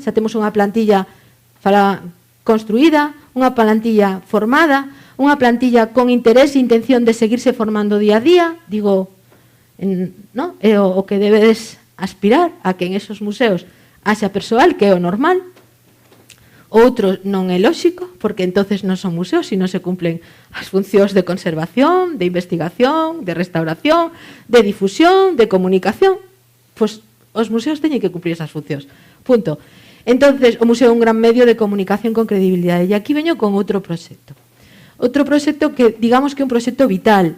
A ver, dende unha muller como a min, que son da aldea e que son ecofeminista e que entendo e que busca nas miñas raíces, de feito, quero compartir isto porque o verdadeiro museo e o valor patrimonial é o que podamos compartir, non? Isto é o maneirón de miña mai, que de alguma maneira de onde bebes a hora de tirar para adiante en este modelo de xestión, neste modelo do que é o museo social, non? Cada un de vos debe de buscar dentro de sí a verdadeira razón e entender se queredes traballar no museo, porque se queredes traballar no museo ten que ser social. E se non, dedicadevos a outra cousa. O sea, se pensades que o museo é algo de floritura, o sea, a cultura é cultivo e ten que estar, é o que nos fai libres. E a responsabilidade non é que non me dan medios, non me... Todas estas cousas que vos están mostrando é para rozarvos a alma, no sentido de que ese patrimonio xa non inmaterial, ese patrimonio emocional que hai dentro de cada unha e de cada un de vos dedes conta de que podedes facer cando non podedes facer nada, que sempre se pode facer algo. O sea, o que seña, pero cambiar. O sea, mover algo. O sea, podes estarte botando a culpa. Non teño xente, non teño cartos, non teño... Vale, e mentras tanto que podo, vamos a traballar ca comunidade, vamos a traballar cas persoas. Que vos interesa? Que podes facer, non? Ben, a dimensión, era o tema que vos falaba o parto de que o museo é un medio de comunicación con credibilidade que está a servicio dunhos poucos e que é un monólogo. E a intención de incorporar esas micronarracións e esas micromiradas. E a intención de decatarnos, que, bueno, a historia aparece cos primeiros documentos escritos, pero realmente, onde están as mulleres ao longo da historia, non? Entón, esa necesidade de facelo con sentido, pero facelo ben. Eu recordo que a primeira actividade que fixemos de temas de xénero dá má risa, porque, claro, a socialización nosa, eu por iso enseño o mandil de miña mai, a min me parecía que sacar pezas que o patriarcado atribúe ás mulleres, e igual que o tema dos cuidados, era facer cousas era feminista por eso. Entón, no ano 99 tiñamos itinerarios en femenino que pouco menos era a sartén, a pota, o sea, era de verdad surrealista. Entón, decatámonos, o sea, de que realmente estábamos facendo, marchouse Luís, o sea, estaba Luís xunto con Juan Sandoval e eu, fixemos un proxecto con un grupo de educadoras fai moitos anos e un grupo de artistas que se chamaba ¿Quién da la vuelta a la tortilla, hombres ou mujeres? Porque realmente a necesidade de saber como traballar os temas de igualdade nos museos. Porque isto non é meter mulleres nun bote e mover. Hai moitísimas mulleres que son moito máis e representan moito máis o patriarcado que moitísimos homes. O sea, isto non se trata de eso. Se trata de cambiar ese discurso que hasta de agora é un discurso pois patriarcal, colonialista e neoliberal, porque é un discurso de poder. É un discurso contado como monólogo, non se incorpora, o sea, non se incorporan as micromiradas. Entonces, non sabíamos facelo. E por eso naceu o Congreso de Xénero. Que tú fuches.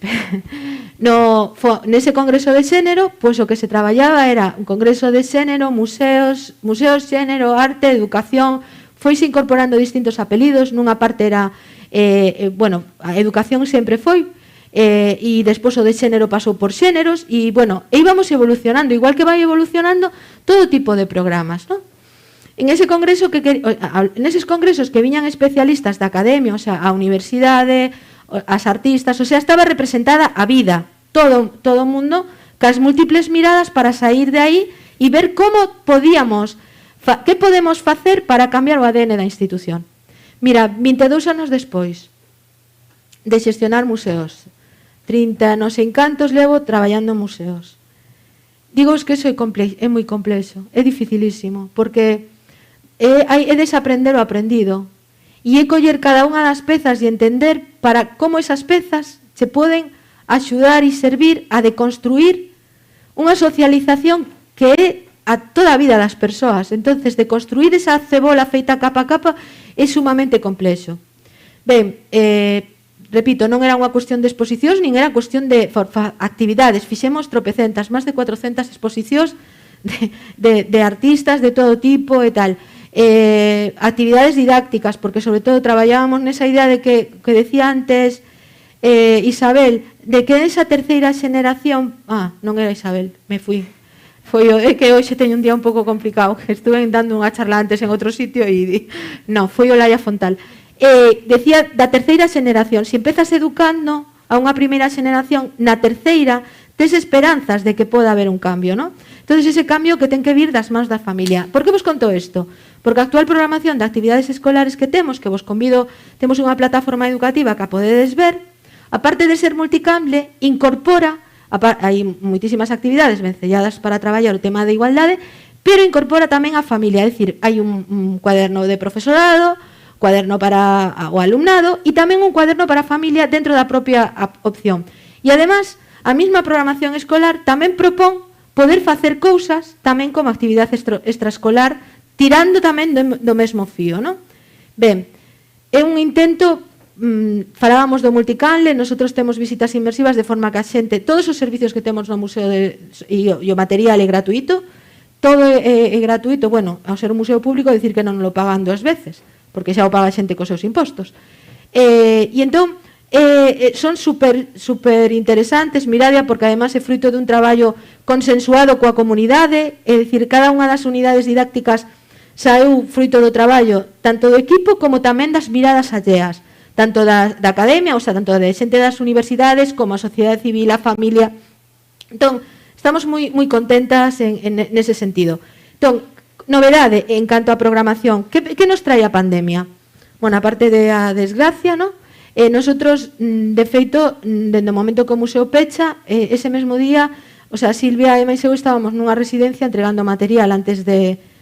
coincidiu que estábamos en Burela para que tuveran material durante tal. Tú o sabes, estivemos conectados sempre, facendo actividades, facendo incluso actividades tamén cos cativos que están no hospital a través de Saudarte, sendo os gatos de Tor a través de viñetas e de vídeos, os que a través de WhatsApp, que as persoas con discapacidade entrábamos tamén a través de grupos como podíamos, vale? Para poder estar en conexión ca comunidade. Esta programación didáctica que nace ca pandemia, a adaptación agora está desta maneira.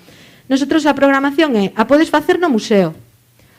Si queres, pides e tamén vamos ao museo, a escola. A escola, a asociación, é dicir, saímos. Estamos agora mesmo tanto con un plan de saúde mental como co propio cole.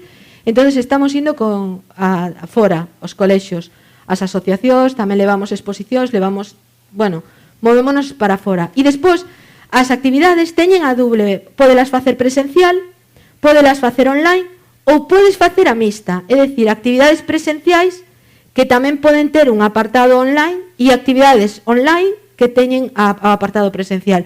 E é sumamente enriquecedor. Este é o seguinte proxecto dende o punto de vista educativo que me parecía que era interesante. Como vou mal de tempo, bueno, un poquinho, pero no, ainda non. Vamos a ver, dentro da acción educativa tocábamos o tema de discapacidade, tocábamos o tema de igualdade, traballando toda a transversalidade e a necesidade de cambiar. Por que vos comento isto? Porque dentro da programación de actividades escolares deste ano, e xa, bueno, de anos anteriores, pero este ano insistimos moitísimo máis, traballando coas propias coleccións, o que facemos é pedir ás cativas e os cativos que hackeen o museo.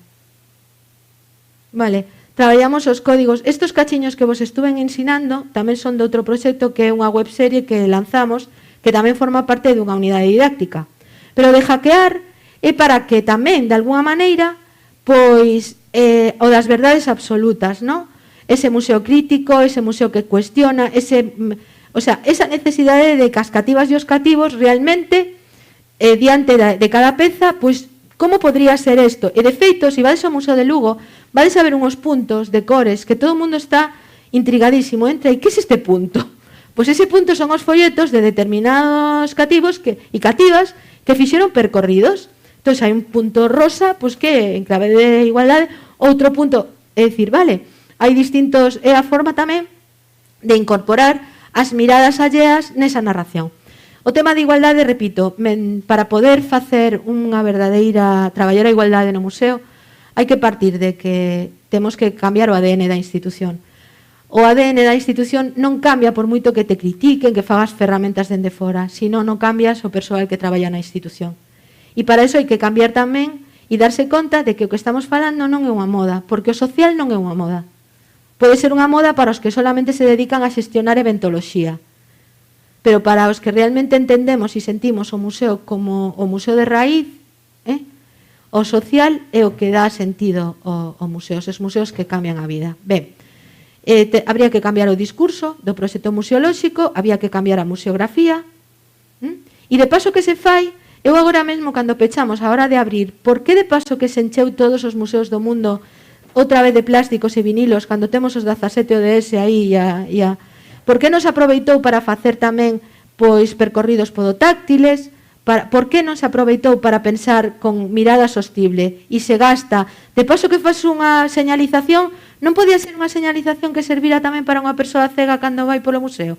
O sea, quero dicir, sempre pensamos no minuto, nunca somos capaces de mirar con outra mirada máis ampla. En tema de igualdade, cando se faga, os museos teñen que facer en serio. Mentras tanto, pode ser que se hackee por parte das escolas e pode ser que o propio persoal tamén, as persoas que están en contacto directo, pois tamén hackeen o sistema, é dicir, a hora de cambiar os discursos, non? Ben, e xa para último, os programas que están en actualidade, neste momento, aparte deste programa escolar, bueno, son 20 anos de museoloxía social, realmente onde nos inspiramos, lóxicamente, foi no Minón de Portugal, fai uns cantos meses, no Pazo de Tor, un dos nosos museos, foi o escenario onde naceu Minón España, o sea, o Movimento Internacional por a Nova Museoloxía. Isto que vos iba a ensinar son os proxectos cos que estamos agora, perdón, se me foi, estamos en un ano que ante a pandemia démonos conta de que os museos, nosotros traballamos moito dende acción, por eso temos moi pouco tempo para publicar. Por eso, afortunadamente, bueno, pues gracias ao Observatorio de Educación Patrimonial ou de outras universidades, como neste caso, pues, 11 universidades europeas dirixidas pola alemana de Heidelberg, analizaron os proxectos que se fixeron na rede durante 15 anos e chegaron á conclusión de que conseguíramos unha innovación territorial debido precisamente ao cambio que fixo a cidade no tema de accesibilidade e inclusión. Pero somos conscientes da necesidade precisamente dese traballo de investigación e de conservación de todo o que ten que ver ca memoria e co patrimonio inmaterial non rescatado e feito de verdade con bons códigos e boas praxis. Non como cando metes un traductor pois destos que non furrula e que che dá unha lingua tal, que como se está tratando, no caso sobre todo na nosa provincia, nos preocupa moito o tema do rural. Somos 67 concellos, todos somos rurais, e a ver, chega un momento que temos que intervir. Temos que intervir porque nin se está facendo un uso correcto, nin as metodoloxías e as ferramentas que se usan para entrar en contacto con esta comunidade. A nosa provincia ten, repito, un 272% de envellecemento, outros verano como unha provincia chea de vellos e de vellas. Nos vémoslo como unha provincia chea de talento que estamos aínda pois para podela aproveitar, non? Entón, fixemos a memoria sonora LGTBIQA+, isto é un proxecto que se fixo con Agroqueer, en donde rescataron tamén a memoria de todas as persoas que quixeron participar, fixose, bueno, unha pasada. Facémonos escuitar e unha recollida de material.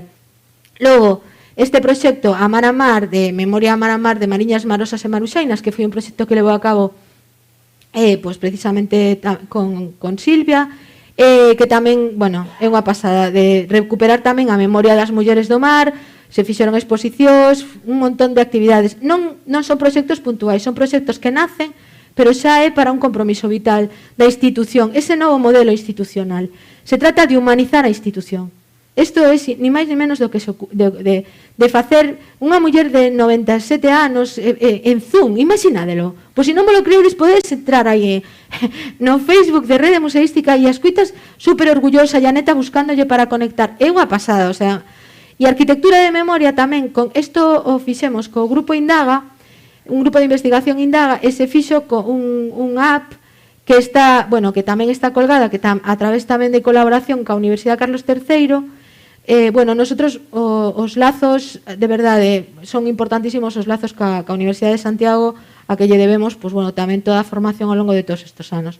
E isto tamén recolle a memoria de as mulleres de Friol. Por qué? Porque en Friol está un dos nosos museos, non? Despois, Vencellos de Memoria, Recuperar onde vivimos, Reimaginar onde viviremos, tamén é unha homenaxe, de algún xeito, da parte de recuperar, se trataba de recuperar cando se pechan tantísimos espacios despois e pos e durante a pandemia, non?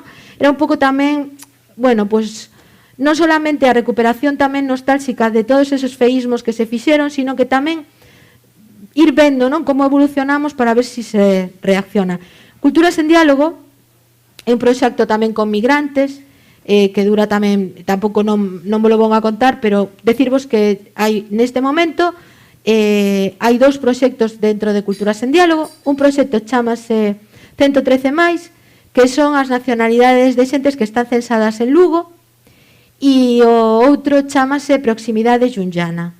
Proximidade Junllana é unha palabra en galego e outra en catalán, e tamén aproveito aquí, pois, se alguén coñece mulleres que de Lugo que no século XX emigraran a Cataluña, entón o que se trata tamén dunha recollida e homenaxe a todas as mulleres, para tamén de alguma maneira o da proximidade, que os acontecementos actuais consideramos que parece que esa realidade a temos como moi lonxana. Entón, que ao mellor se achegamos nos sirve tamén para ser un pouco máis xustas e xustos ca situación que estamos a vivir, non?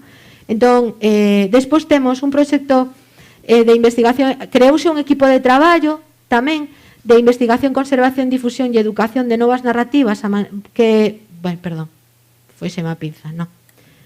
Aquí, de investigación e conservación de alternativas das políticas independentes nas artes visuais en Galicia. Necane Aramburu, que foi directora do Museo Esvaluar, fixe un traballo moi bon e decatámonos que Galicia, pois, como que non estaba moi traballado, todo o que eran as alternativas e entonces creamos un equipo para que recuperara precisamente eso e tamén o pudera incorporar. É un traballo que leva xa máis dun ano e que pronto, pois, verá os seus froitos. O que vos comentaba da memoria da webserie, bueno, o seguinte capítulo podedelo ir a ver en Culturgal e despois xa empezaremos a colgar. Bueno, tamén vamos a presentar o Nocegai. Bueno, Memorias, ela está levando a cabo tamén un proxecto, porque non é o mesmo ser muller, que ser muller e discapacitada, que ser muller e discapacitada e migrante, que ser muller, o sea, hai unha serie de circunstancias e de aspectos que se a xente non lle pose de forma evidente, e creo que é suficientemente importante para investigar e conservar sobre isto, non? E despois, tamén outro proxecto que é Programa, que é un programa de mulleres rurais. O programa de mulleres rurais chamase Recolectoras. Dentro de Recolectoras están as actividades didácticas, actividades co terceiro sector, por exemplo, está esta peza, isto que a Ulloa para Ulloa, Olladas Femeninas sobre territorio e as xentes, un proxecto do Instituto Ulloans, que é unha pasada, de Patrimonio Ulloans, que tamén son 18 mulleres que fotografían o territorio, 2 comisarias. Invito vos a que vexades, porque aparte hai unha exposición neste momento na Diputación que a temos ali, pero podedes velo tamén cas visitas inmersivas.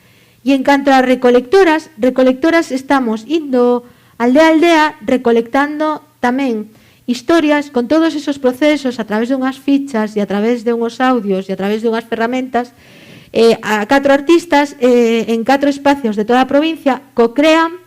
E, bueno, é un proxecto tamén de longa duración que está comisariado por Alexandra Rey e que forma parte tamén o que vos comentaba deste programa moito máis amplo.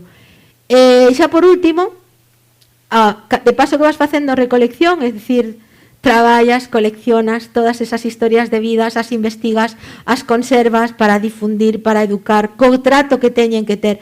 Decatámonos que a necesidade tamén de formación, porque claro, da formación como axentes, o sea, de todo isto ao final van a ser un material feito por artistas en colaboración con elas, non? Convertes en pezas. Hai unha serie de persoas en 4 puntos da da provincia. E o decatarse deso, formamos parte tamén dun proxecto de toda a cornisa cantábrica, no que está Lugo, Asturias, Cantabria e o País Vasco, que tamén vos convido a que estedes así atentas e atentos, porque se vai a levar xa a partir de xaneiro, onde habrá tamén unhas accións de formación de axentes que queiran traballar sobre o tema do territorio rural. Isto é o noso día a día do que está a acontecer agora mesmo. Entón, xa para rematar, función social do museo. Empezo como acabei, recordade as dimensións, é dicir, por unha parte, todo o que ten que ver ca función patrimonial, non? A necesidade de que se cuide o noso patrimonio, que se investigue, que se conserve, que se difunda. Todo isto tamén dende unha mirada humanizadora. Quen cuida a quen? Se non hai persoal, que non fai? A función social, insistimos, un museo, se non é social, non é museo. E eu digo aquí, eu direi, o seguirei dicindo, como conseguir que un museo seña social? Tendo a escuita activa, generando conexións, confluencias, lazos, afectos, porque un museo pode convertirse nunha ferramenta de cambio social? Pois sí, peligro. Os museos poden cambiarche a vida. E iso, para rematar, como eu veño a falar en nome de un montón de persoas, escuitastedes parte da comunidade, pero non escuitastedes aquí. E quero pechar con elas e con eles.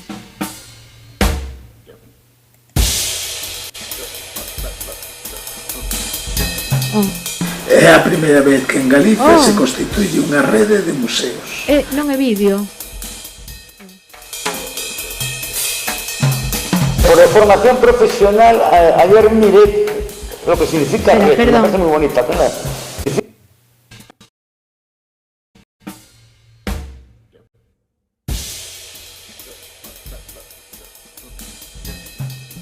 É a primeira vez que en Galicia se constituye unha rede de museos.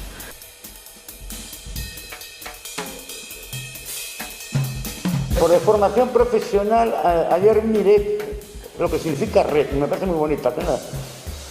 Conjunto de hilos entrecruzados y anudados. Esto es una red. Se pode asegurar que se fixeron máis de 1.200 exposicións na rede museística. Daste conta que é un desafío, ¿no? Adaptar as pezas dun museo a todos os públicos. A inclusión, non a accesibilidade, a inclusión das persoas con discapacidade non na rede museística, no mundo é posible, e que eu son unha das persoas que ten a suerte de estar incluída.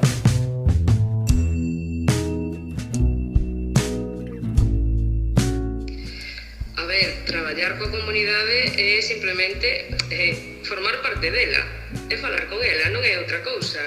Os museos non somos espazos cerrados, non somos compartimentos estancos, non somos almacéns de cousas, somos persoas. Facer que as persoas desa contorna que crearon ese patrimonio sexan parte de nosotros.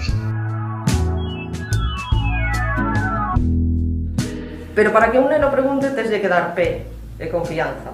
Que sexa como un xogo, no que eles van participando. A prima da rede é a museoloxía social, donde o que máis importa son as persoas, tanto as que traballan dentro como as que veñen e forman parte desa comunidade da que falaba.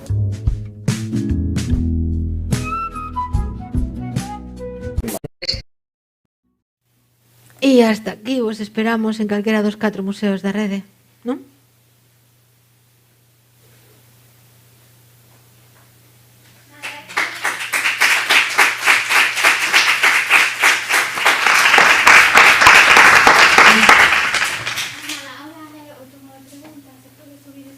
Sí, vexe un momentinho, que hai subir. Cuidado. Espera.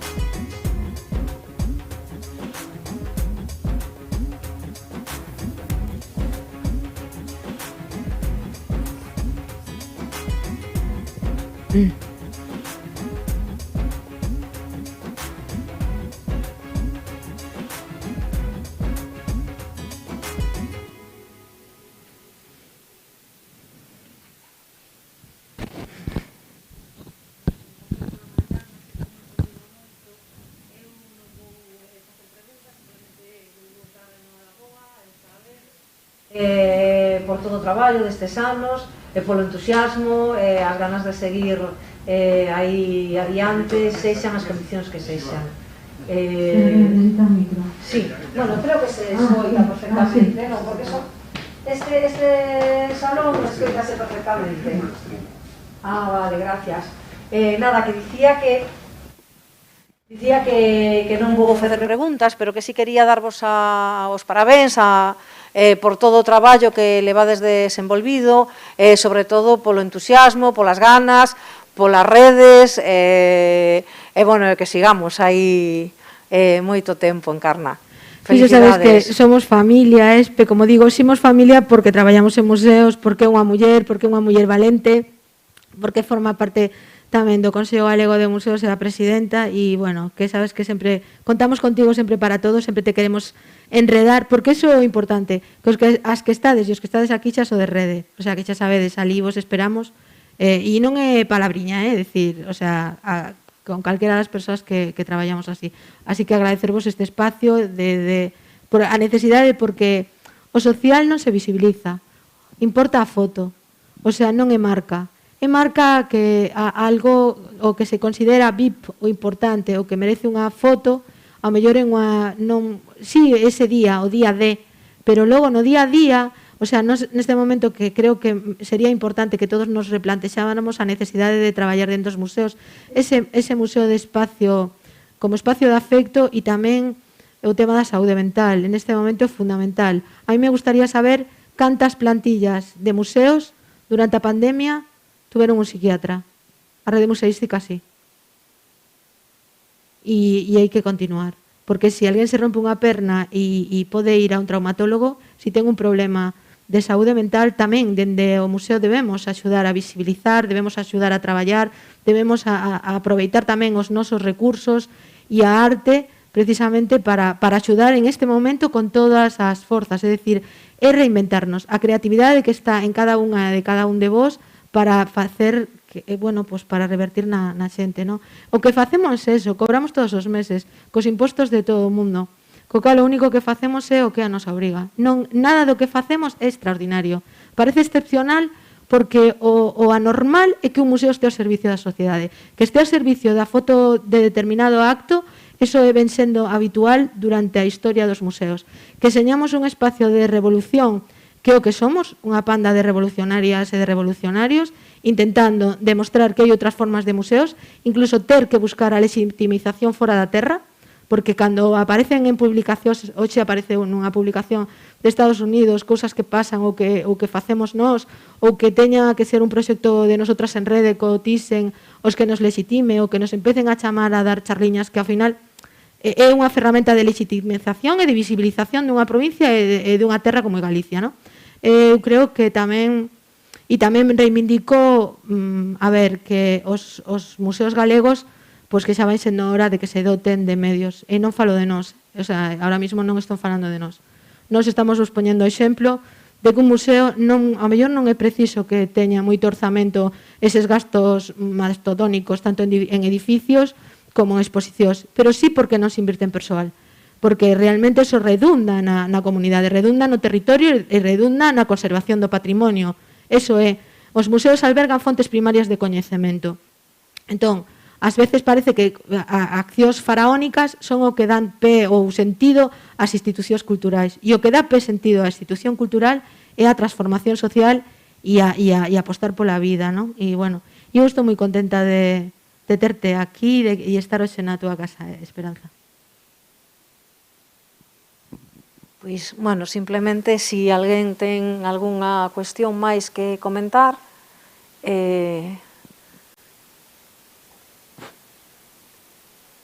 non sei se rematamos xa, Araceli, acabamos? Sí. Bueno, pois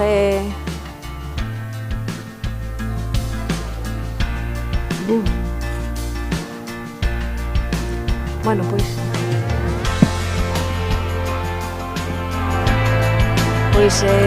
ata mañán e moitísimas gracias a todos.